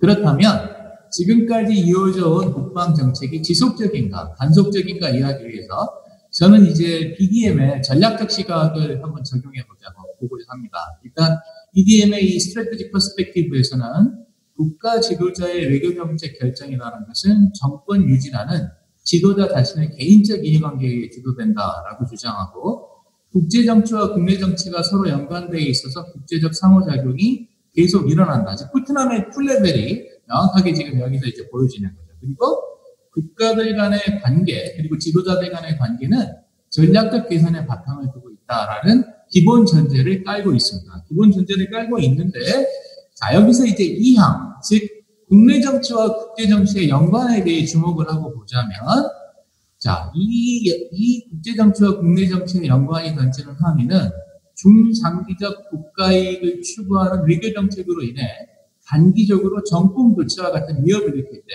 지도자는 그런 중장기적 정책을 포기할 가능성이 높다라고 전제합니다.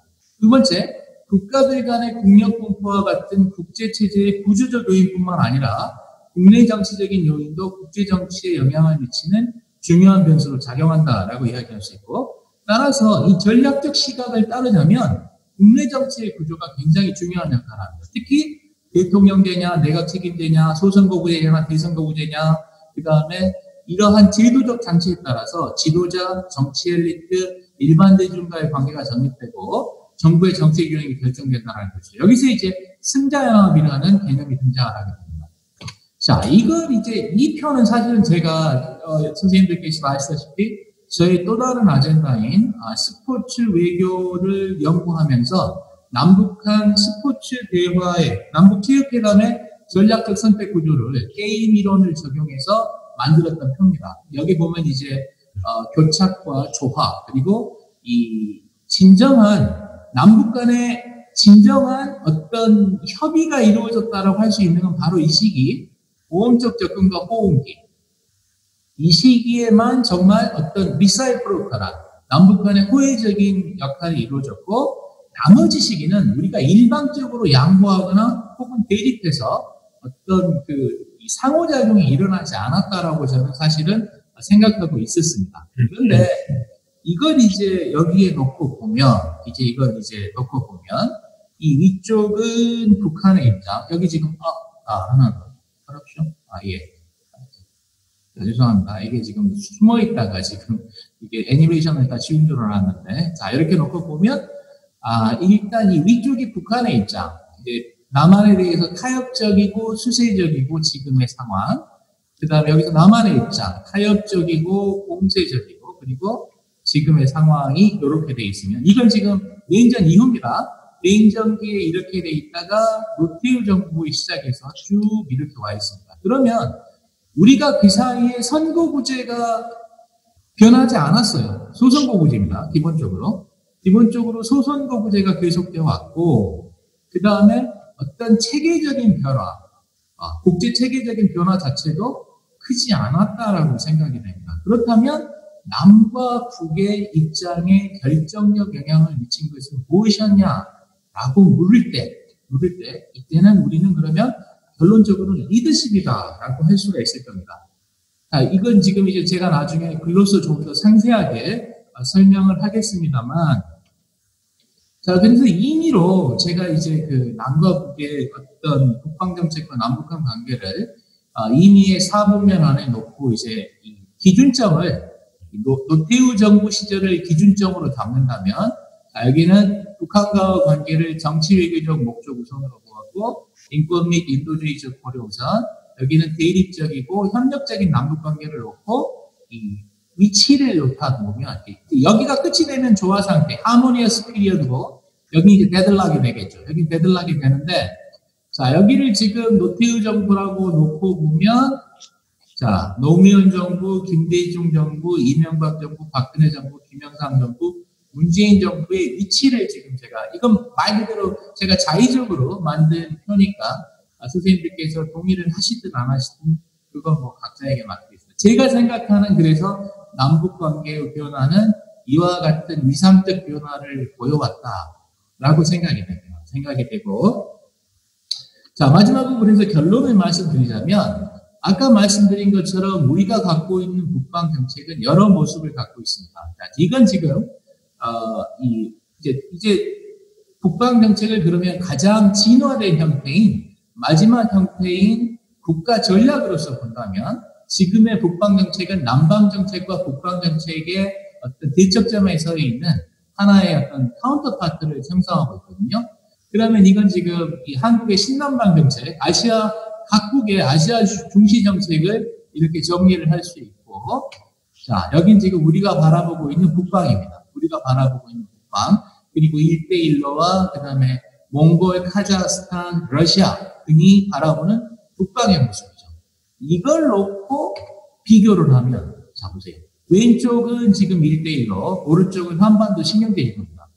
선이 다를 게 없어요. 선이 다를 게 없습니다. 똑같습니다. 한반도 신경제지도는 여기 보십시오. 북방과 남방을 아울러서 한반도의 신경계를 만들겠다. 평화 번영의 한반도를 만들겠다라는 건데, 이거 사실 띄어다가 그대로 놓고 보면 왼쪽의 그림에 크게 차이가 나지 않거든요. 물론 이제 굴곡의 차이는 있습니다만 그런 이제 문제가 있습니다. 자, 그래서 이게 지금 보면 이제 우리가 바라보는 국방의 모습은 사실 이런 거죠. 우리가 바라보는 국방의 모습은 한반도 신경제 지도를 중심으로 몽골리아, 그 다음에 차이나, 트랜스 사이베리아, 그리고 남쪽으로 신남방 정책을 가면서 북극까지. 지금의 그래서 우리가 생각하는 국방 정책은 단지 대북 정책이나 통일 정책이 아니라 전 세계를 대상으로 하는 하나의 국가 전략적인 모습을 갖추게 되었다라고 이야기할 수 있을 겁니다. 자, 그렇다면 우리 이제 목표는 국방 정책을 통한 한국의 목표는 무엇인가? 즉 통일인가, 평화적 번영과 공존인가라는 질문을 던질 수가 있는데 현 정부 들어서 사실 통일부에서 통일이란 말이 사라져버렸잖아요. 예, 그 대신에 평화 공존이 지금 등장하고 있습니다. 여기서 우리가 앞으로의 국방 정책이 어떻게 될 것인가를 봤을 때 제가 아까 말씀드린 것처럼 지도자 개인의 리더십이 가장 큰 영향을 미친다고 했을 때 지도자가 신경을 써야 하는 것은 바로 승자연합의 형태입니다. 나의 재선 혹은 나의 당파적 이익을 보장하는 승자연합은 어떤 형태로 구성될 것인가. 두 번째, 무엇보다도 대북 정책 혹은 통일 정책이 세계 전략으로 바뀐 가장 큰 이유 중에 하나는 분단 1세대. 나이 드신 분들이 지금 다 사라지셨죠. 지금은 3세대, 4세대까지 내려왔습니다. 그렇다면 북한에 대해서 우리가 갖는 마음속의 이미지와 그 다음에 통일의 목적성이 바뀔 수밖에 없습니다. 즉 통일이 사라지고 평화 번영이 우선시 될 수밖에 없는 그런 데모그래픽 체인지가 생긴다는 거죠. 그 다음에 이제 우리 입장에서 그렇다면 세계 전략으로서의 북방인가 아니면 이 대북을 우선으로 하는 종속적인 북방인가 라는 질문을 던지게 됩니다. 이게 이제 어떤 모습으로 변화할 것인가를 앞으로 두고 봐야 한다라는 식으로 결론이 내려질 것 같습니다. 지금까지 제가 이제 생각하고 있는 북방 정책의 모습에 대해서 말씀드렸습니다. 감사합니다. 네, 고맙습니다. 정규영 교수님이 노태우 정부 이후에 북방 정책과 남북한 관계에 대해서 말씀해 주셨습니다. 자, 그럼 이제 세 분 발표가 다 끝나서 토론으로 들어가겠습니다. 먼저 이성호 박사님의 발표문에 대한 토론은 이동윤 교수님께서 해주시면 좋을 것 같습니다. 토론 시간 한 8분 정도 이렇게 해서 해주시면 감사하겠습니다.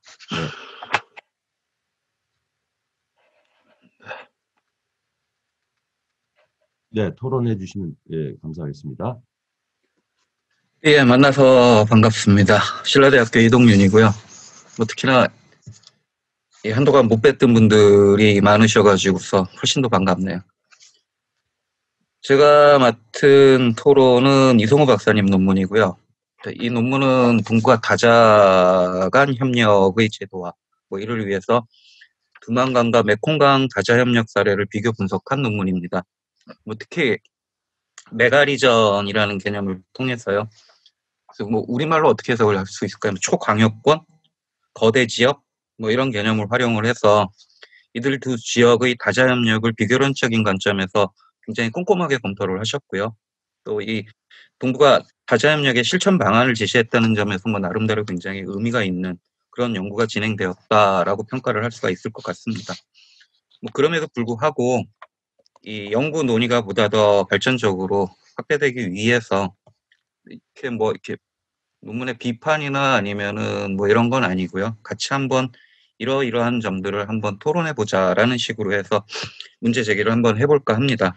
우선 동북아의 두만강 지역과 동남아의 메콩강 지역에 대한 메가리전 다자 협력을 같은 기준으로 비교 분석할 수 있는가 하는 문제입니다. 그래서 논문에서도 최대 유사 체계, 최대 상위 체계를 통한 비교 분석을 실시를 하셨는데, 일단 이 두 지역이 모두 거대강을 중심으로 해서 지역 협력이나 경제 발전을 꾀하고 있다는 공통점이 있고요. 이 동아시아라는 포괄적인 지역 개념을 기준으로 해서 본다면 사회 문화적인 유사성도 또 존재를 하고요. 경제 협력이나 발전을 기본 목표로 한다는 점에서도 역시 공통적인 환경 요인이 존재를 한다라고 평가를 할 수가 있습니다. 그럼에도 불구하고 이 지역을 둘러싼 주변 환경이나 영내 국가들 사이의 역학관계는 발표자께서도 이미 지적을 하셨다시피 사실상 여러 가지 이 상이한 부분들이 나타나고 있다고 볼 수 있고요. 예를 들어서 메콩강 지역의 경우에는 아세안이라는 구체적인 협력 기구를 통해 가지고 영내 국가들 사이의 지역 협력이나 경제 발전의 합의나 이 동의 절차가 굉장히 잘 진행되면서 함께 이 사업이 추진이 되었다라는 그러한 특징이 있는 반면에 이 두만강 지역 같은 경우에는 영내 국가들 사이의 합의나 동의가 아주 굉장히 많은 부분, 부족한 부분이 많고요. 특히 이 영내 국가들 사이의 대결 구도를 양산하고 있는 이 북한 변수라는 것이 결과적으로 전체적인 지역 협력을 방해하는 주요 요인이 아닌가 그런 생각을 한번 해봅니다.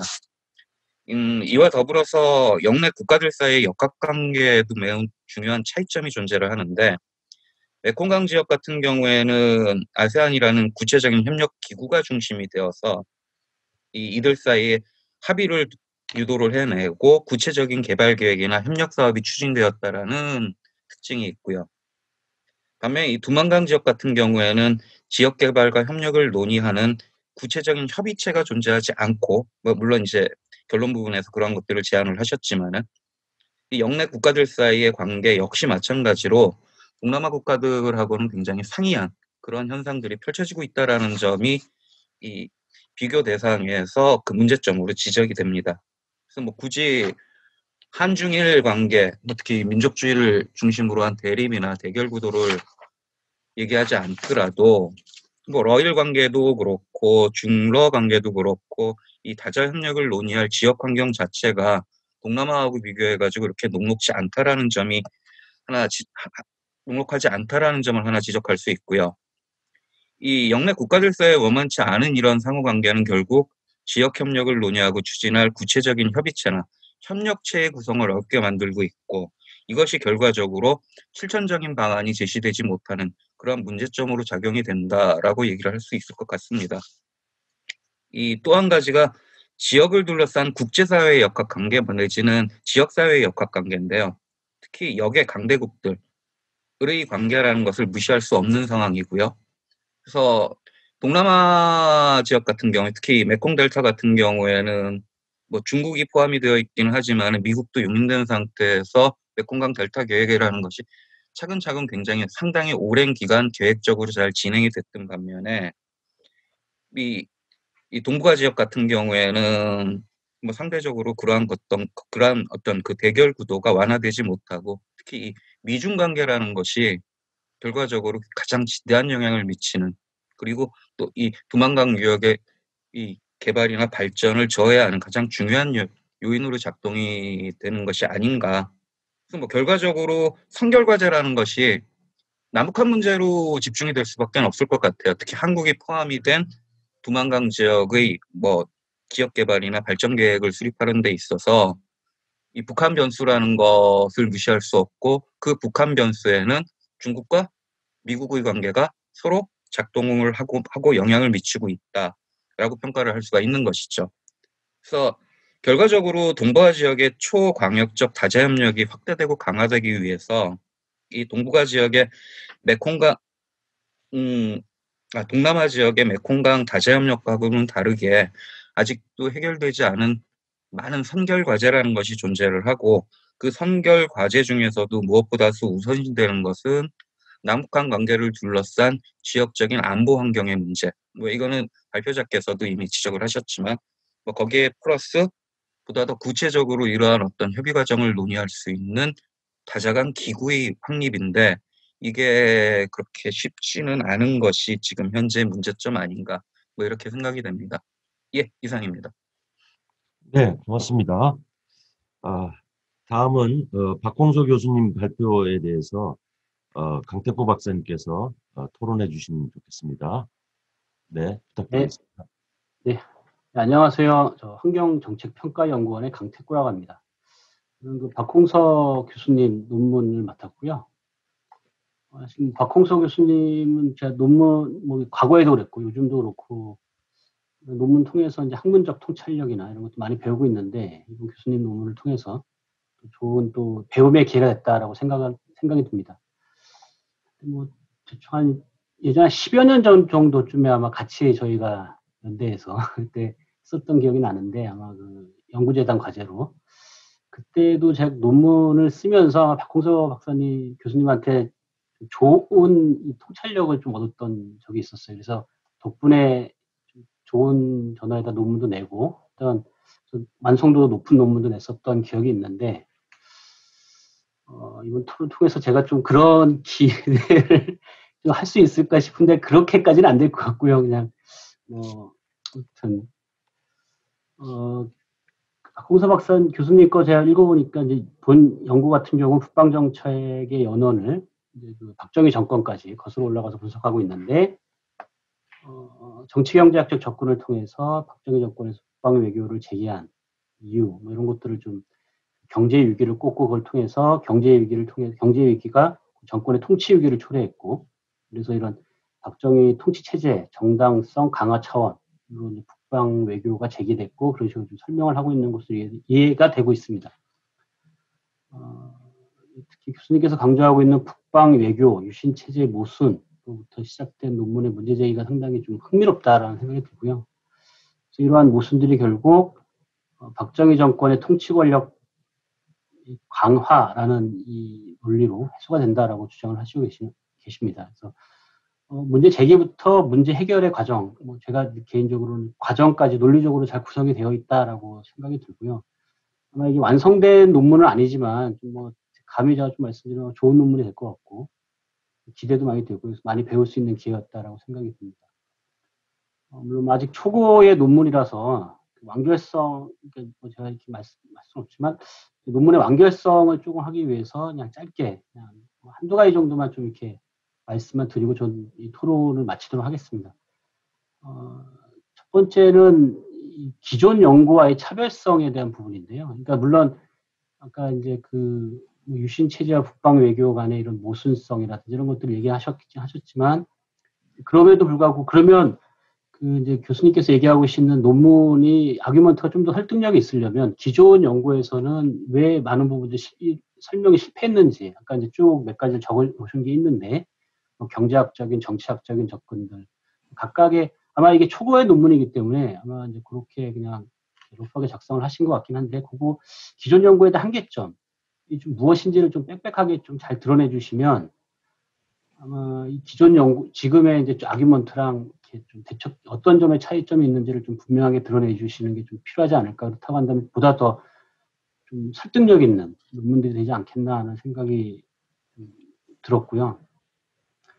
마지막 요거 한 가지는 더 아까 교수님께서 잘 설명을 해주셨는데 사실 북방 외교라는 게 이제 박정희 때부터 언론을 쭉 찾으셨던 그러니까 이제 이 북방 외교라는 개념도 상당히 오래된 개념이다라고 좀 이해가 되는데 아마 이 향후 정부 지금 정부뿐만 아니라 향후 정부에서 계속 이런 관련된 비슷한 용어들로 계속 용어가 나올 것 같아요. 그렇다고 한다면 이 논문에서 될 수 있을지는 모르겠습니다만 적어도 북방 외교 또는 북방 정책 이런 것이 왜 어떻게 실패했는지 왜 실패했는지 제기했지만 이런 것들을 조금 아까 뭐 한계점이나 이런 부분들을 간단히 설명을 해주셨는데 그것들을 좀 정책적 시사점들을 잘 정리해 주시면 향후에 이 뭐 관련된 정책을 추진하는 데 있어서 정책적인 어떤 함의가 좀 크지 않겠는가 뭐 이런 어떤 부분들을 고려해야 되는지 이것들이 좀 필요하지 않을까 싶은 생각이 들었습니다. 그래서 요 점들만 좀 보완이 되시면 아마 좀 제 생각에 감히 제가 좀 이렇게 평가드릴 수는 없습니다. 좀 건방질 수도 있긴 하지만 좋은 논문이 더 아주 상당히 논문이 될 수 있을 것이다라고 생각이 듭니다. 저는 여기서 이 정도 마치겠습니다. 고맙습니다. 네, 네, 토론 고맙습니다. 자, 다음은 정기훈 교수님 논문 발표에 대해서 우준모 교수님께서 토론해 주시면 되겠습니다. 네, 안녕하세요. 우준모입니다. 저는 정기훈 교수님 PPT를 받았는데 이렇게 들여다보면서 몇 가지 이제 질문이나 코멘트라기보다는 생각나는 것들이 있어서 몇 가지를 적었습니다. 제가 메모해 놓은 걸 가지고 얘기를 좀 드려보겠습니다. 일단 정기훈 교수님 발표문에서 북방 지역 14개 국가 또는 지역에 대해서 공간적인 개념을 잘 정리해 주셔서 편하게 북방 지역에 대한 이렇게 시각적인 공간적인 그런 이해를 할 수 있어서 좋았고 또 그 잠재력을 이렇게 한목에 주목할 수 있게 만들어 주신 것, 그 다음에 5가지 주목할 만한 관점을 제시해 주신 것 모두 이렇게 굉장히 이렇게 주목시키는 몰입 효과가 좋았다라는 점을 말씀드리고 싶었고요. 그 다음에 그럼에도 불구하고 토론자 입장에서 이렇게 그런 주목 효과에서 우리가 그 14개 국가나 지역 중에 실질적으로 한국의 국익을 고려해서 놓고 보면 적극적으로 교류하거나 협력에 추진될 만한 가치가 있는 지역이나 국가가 중국 동북 삼성하고 러시아 극동 시베리아 정도로 요약되지 않겠나라는 그런 이렇게 느낌을 가졌었고요. 그런데 이제 그 두 개 지역을 놓고 보면 중국하고는 자유무역 협정이 체결되어 있어서 상당히 교류가 활발하고 경제적으로는 이렇게 상호 의존성이 굉장히 높은데 한중간에. 근데 동북 삼성하고의 교류는 중국 내에서도 동북 삼성은 소외 지역이고 또 동북 삼성하고 한국하고 교류를 하려고 하면 그 북한 장벽이 갇혀 있다라는 것 때문에 동북 삼성하고 우리나라하고의 교류는 조금 한계의 측면에 있어서 그 14개 지역 혹은 국가로 보이는 북방 지역 중에 중국 동북 삼성은 양대 산맥 중에 하나일 것 같은데 사실은 블록으로 우리한테 이렇게 장애 요소가 많다라는 게 보이고, 마찬가지 러시아 극동 시베리아 지역도 그 한러 양국 사이에 수요는 충분히 존재하지만 북한 장벽을 제거하지 못해가지고 우리가 뭘 못하고 있는 게 있고, 더욱이 러시아는 2014년 우크라이나 사태 이후에 그 미국이나 서구의 고강도 제재를 받고 있고, 한국은 그 제재 대열에서 벗어나기에는 굉장히 어려운 상황에 있는 국가이기 때문에 그 러시아 극동 시베리아 개발에도 북한 장벽 이외에 러시아에 대한 서구의 제재 문제까지 겹쳐 있어서 뭘 못한다. 이렇게 보면 사실은 14개 지역이나 국가라는 굉장히 이렇게 거기 그 임팩트 있는 그림을 제시하고 있음에도 불구하고 할 수 있는 게 별로 없다. 나머지는 뭘 하려고 하면 뭐 몽골이든 카자흐스탄이든 간에 우리나라의 국가 이익하고 결부시켜서 놓고 보면은 실질적인 연계성을 가지기가 굉장히 제한적이다라는 것 때문에 그림은 좋은데 실현 가능성이 있지 않나라는 부분들이 이렇게 떠올랐습니다. 그러니까 그게 제가 이 그 PPT 프레젠테이션을 보면서 받은 느낌이었고요.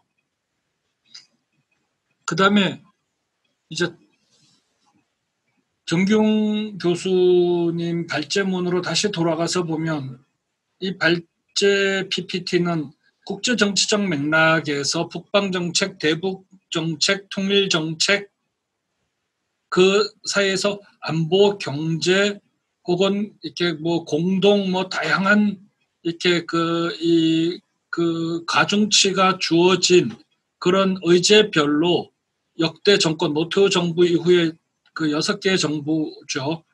하나, 둘, 셋, 넷, 다섯, 6개 정부의 그 대북 또는 북방 또는 통일 정책의 이 부침에 대해서 체계적으로 분석 시각을 가지고 5가지 질문을 통해서 설명하고 있고 우리나라 정책 상황을 평가하고 있는데, 그러면서 정균 교수가 지적한 것처럼 상당히 공허한 부분들도 동시에 있다는 거죠. 이게 대북 정책인지 통일 정책인지 경제 정책인지 혹은 국내 정치적인 것인지도 사실 잘 모르겠는, 아까 그 요 앞에서 박정희 시대에 대해 박정희 70년대 10년 정도를 집중력을 가지고 분석했던 박홍서 교수도 몇 가지 가설을 세우고 그중에 하나하나 소거해내고 나니까 대내용 국내 정치적인 요소가 크지 않았나라는 분석을 하신 것처럼, 그러한 맥락에서 정균 선생님 글도 이렇게 보면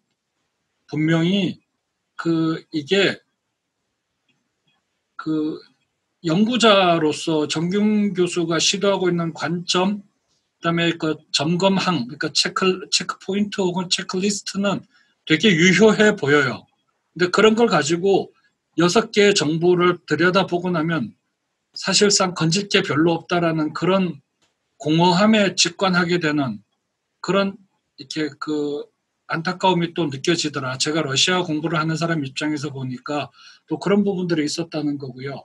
조금 더 이렇게 구체적으로 설명하자면 소위 말하는 북방 정책이라는 것하고 통일 정책하고 사이에 간극이 있어 보였는데 이걸 어떻게 극복할 수 있는지에 대한 문제도 우리한테는 있는 거고요. 우리나라에게는. 그다음에 정 교수님이 설명하고 있는 것처럼 국제체제적인 관점에서 보면 글로벌 강국인 미국하고 중국, 그리고 거기에 못지않은 군사 경제적인 역량을 가지고 있는 러시아나 일본, 이런 국가들의 역량 또는 영향력 변수를 우리나라가 극복할 만한 혹은 이렇게 이렇게 능력이 있나? 이런 고민들이 있죠, 우리는. 그래서 이런 글로벌 수준이든 아니면 동아시아, 동북아 수준이든 간에 이 대립과 갈등, 그 다음에 아까 북방 삼각하고 남방 삼각의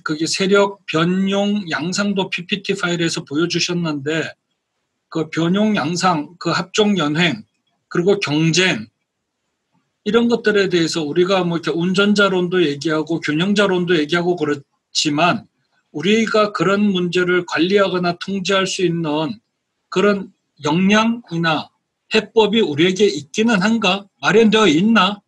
이런 부분에 대한 이렇게 그게 그 외국 학자들 혹은 외국 전문가들의 식견이라고 정 교수님은 지적했지만 우리 그 꼭 외부의 전문가적인 식견이나 입장을 빌려오지 않더라도 우리 국내 학자들이 봐도 우리에게 그런 능력이나 혹은 해법에 대해서 구체적이고 진지하고 일관성 있는 고민을 한 적이 있는가에 대해서 지적을 해야 되는 게 맞을 것 같고요.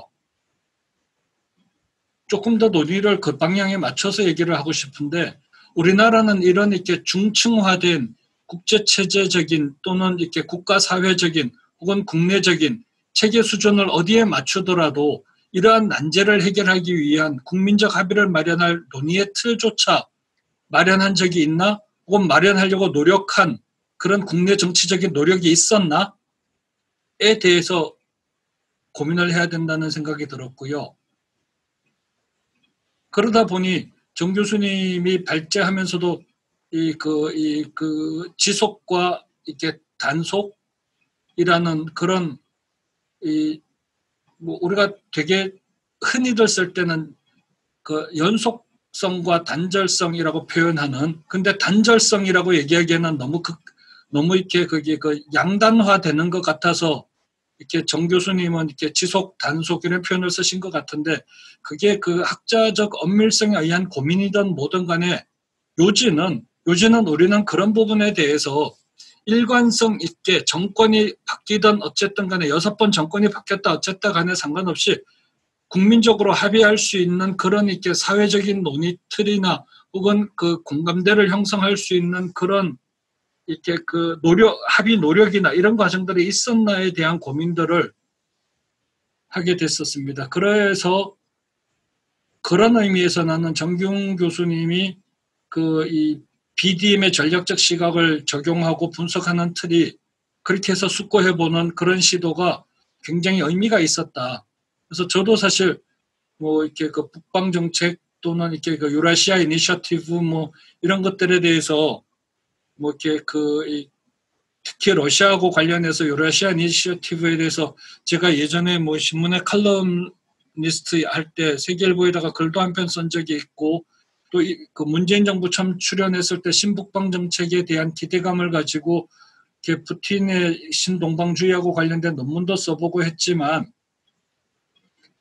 근데 이렇게 그렇게 중층적이고 체계적인 시각으로 동북아 문제를 BDM의 전략적 시각으로 고민을 해보지는 않았었기 때문에 이번에 이렇게 PPT를 보면서 반성을 좀 했습니다. 그래서 우리나라는 이런 이렇게 정균 교수님이 시도했던 이런 이렇게 그 BDM의 논의 체계적인 분석 틀이든 뭐든 간에 이러한 논의를 기반으로 해서 그 한국이 선택할 수 있는 전략적 선택지, 도출 가능한 전략적 선택지를 좀 더 구체화시키고 그 내용이나 실천 전략들을 우리나라의 미래 비전과 전략으로 제시하고 공감대를 확보해 나가는 노력이 필요하다. 그런 고민을 자연스럽게 만들면서 되짚어 보니까 야 그러면 정균 교수가 지금 자기가 하고 있는 HK 플러스 사업단에 관변 논문을 쓴 건가? 뭐 이런 결국은 지금 정균 교수가 쓰고 있는 이 논문은 HK 플러스 국가 그 비전 전략 사업단 뭐 이런 그 본인이 지금 이렇게 몸담고 있는 조직의 비전을 이렇게 이 BDM의 논리가 거기도 들어가 있었겠지만 그 연구 계획서에도 그러한 것들을 가지고 대한민국의 그 미래의 대강을 세우려고 하는 게 아닌가라는 그런 책사적 기질 그런 것들을 읽었다. 그런 느낌이었습니다. 그래서 이러한 논의가 조금 더 구체적이고 체계적으로 학계에 보고가 되면 우리나라의 미래 적어도 그 통일이나 대북이나 이런 정책, 통일 정책이든 대북 정책이든 뭐 그 신북방 정책이든 미래 비전이든 간에 이러한 것들이 국가적으로 이렇게 정권 교체 여부에 상관없이 공감대를 만들어 나갈 수 있는 사회적 이렇게 합의를 얻어낼 수 있는 그런 구체적인 그런 논거로 제시될 수 있는 그런 가능성이 있지 않겠나 그런 고민을 했었습니다. 이 PPT를 놓고 이게 그리고 제가 PPT로 제시된 논문의 토론을 해본 게 많지 않은데 상상력을 되게 많이 불어넣는다라는 장점도 있더라고요. 이게 글로 쓰는 거는 좀 덜한데 PPT를 보면서 해석을 해야 되는 부분들이 있어서 굉장히 큰 상상력을 주고 있었다라는 것도 장점이었습니다. 생각보다는 굉장히 정교한 PPT여서 많이 배울 수 있었습니다. 감사합니다. 네, 우 교수님 토론 감사합니다. 한양 자, 일색이었습니다. 네? 한양 일색이었습니다. 아, 그렇습니까? 아, 자, 그럼 이제 발표도 하셨고, 지정 토론도 다 이제 했습니다. 그럼 이제 그 지정 토론에 대한 발표자께서 이제 답변을 해 주시겠습니다. 먼저, 이동윤 교수님 이 토론에 대해서 이성호 박사님께서 답변해 주시면 감사하겠습니다. 한 5분 뭐 내외로 이렇게 해주시면 간단하게 해주시면 되겠습니다. 예, 토론에 짧게 하겠습니다. 네네. 예. 네, 이동훈 교수님 감사합니다. 뭐 좋은 지적해 주셨고요. 근데 뭐 다 초반에 말씀드렸지만 too few 케이스입니다. 맞는 케이스를 찾을 수가 없습니다. 그러니까 이제 우리끼리 이야기인데 여기서는 이제 정착적 트레이닝이 안 된 분들이 케이스를 가져오니까 홍콩 신청을 가져오는 거예요. 그러니까 이제 그거보다는 이걸 하자 그랬던 부분이고요. 그리고 뭐 최대 유사체계라는 게 그나마 유사한 거를 맥시마이즈 한다고 해도 뭐 이동훈 교수님 지적했던 그 정도 강을 끼고 있고 뭐 이런 정도고 근데 이제 디퍼런스는 너무나 많아가지고 그게 다 변수라고 하기에도 좀 그런 좋은 지적해 주셔가지고 예, 좀 더 정치하게 만들어서 이제 논문으로서 한번 출판해 볼 그런 계획이 있습니다. 예, 오늘 좋은 코멘트 감사합니다. 네. 네.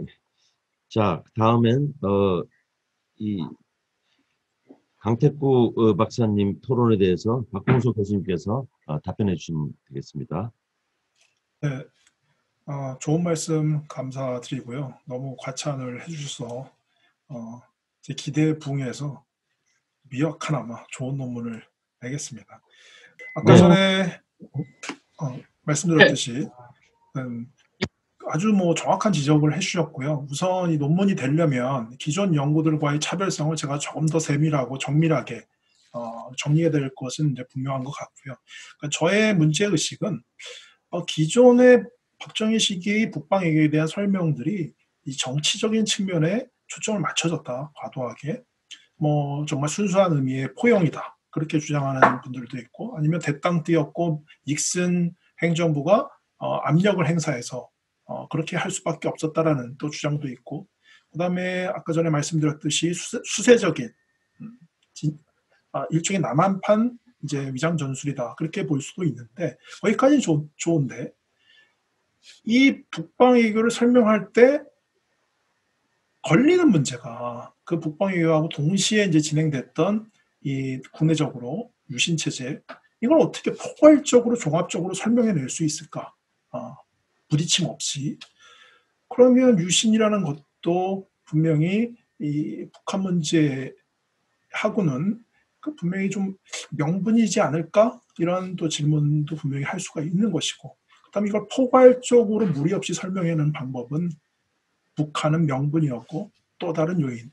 그래서 이런 측면에서 접근을 하면 기존 연구들과는 미약하나마 차별성이 좀 있지 않을까. 물론 제가 이것을 정밀하게 또 정리를 해야 될 필요성이 있는 것 같습니다. 그리고 이제 두 번째는 이제 현재성의 문제인데 북방 정책을 이렇게 설명했으면 이것이 현재와 어떻게 연결이 될 수가 있는가.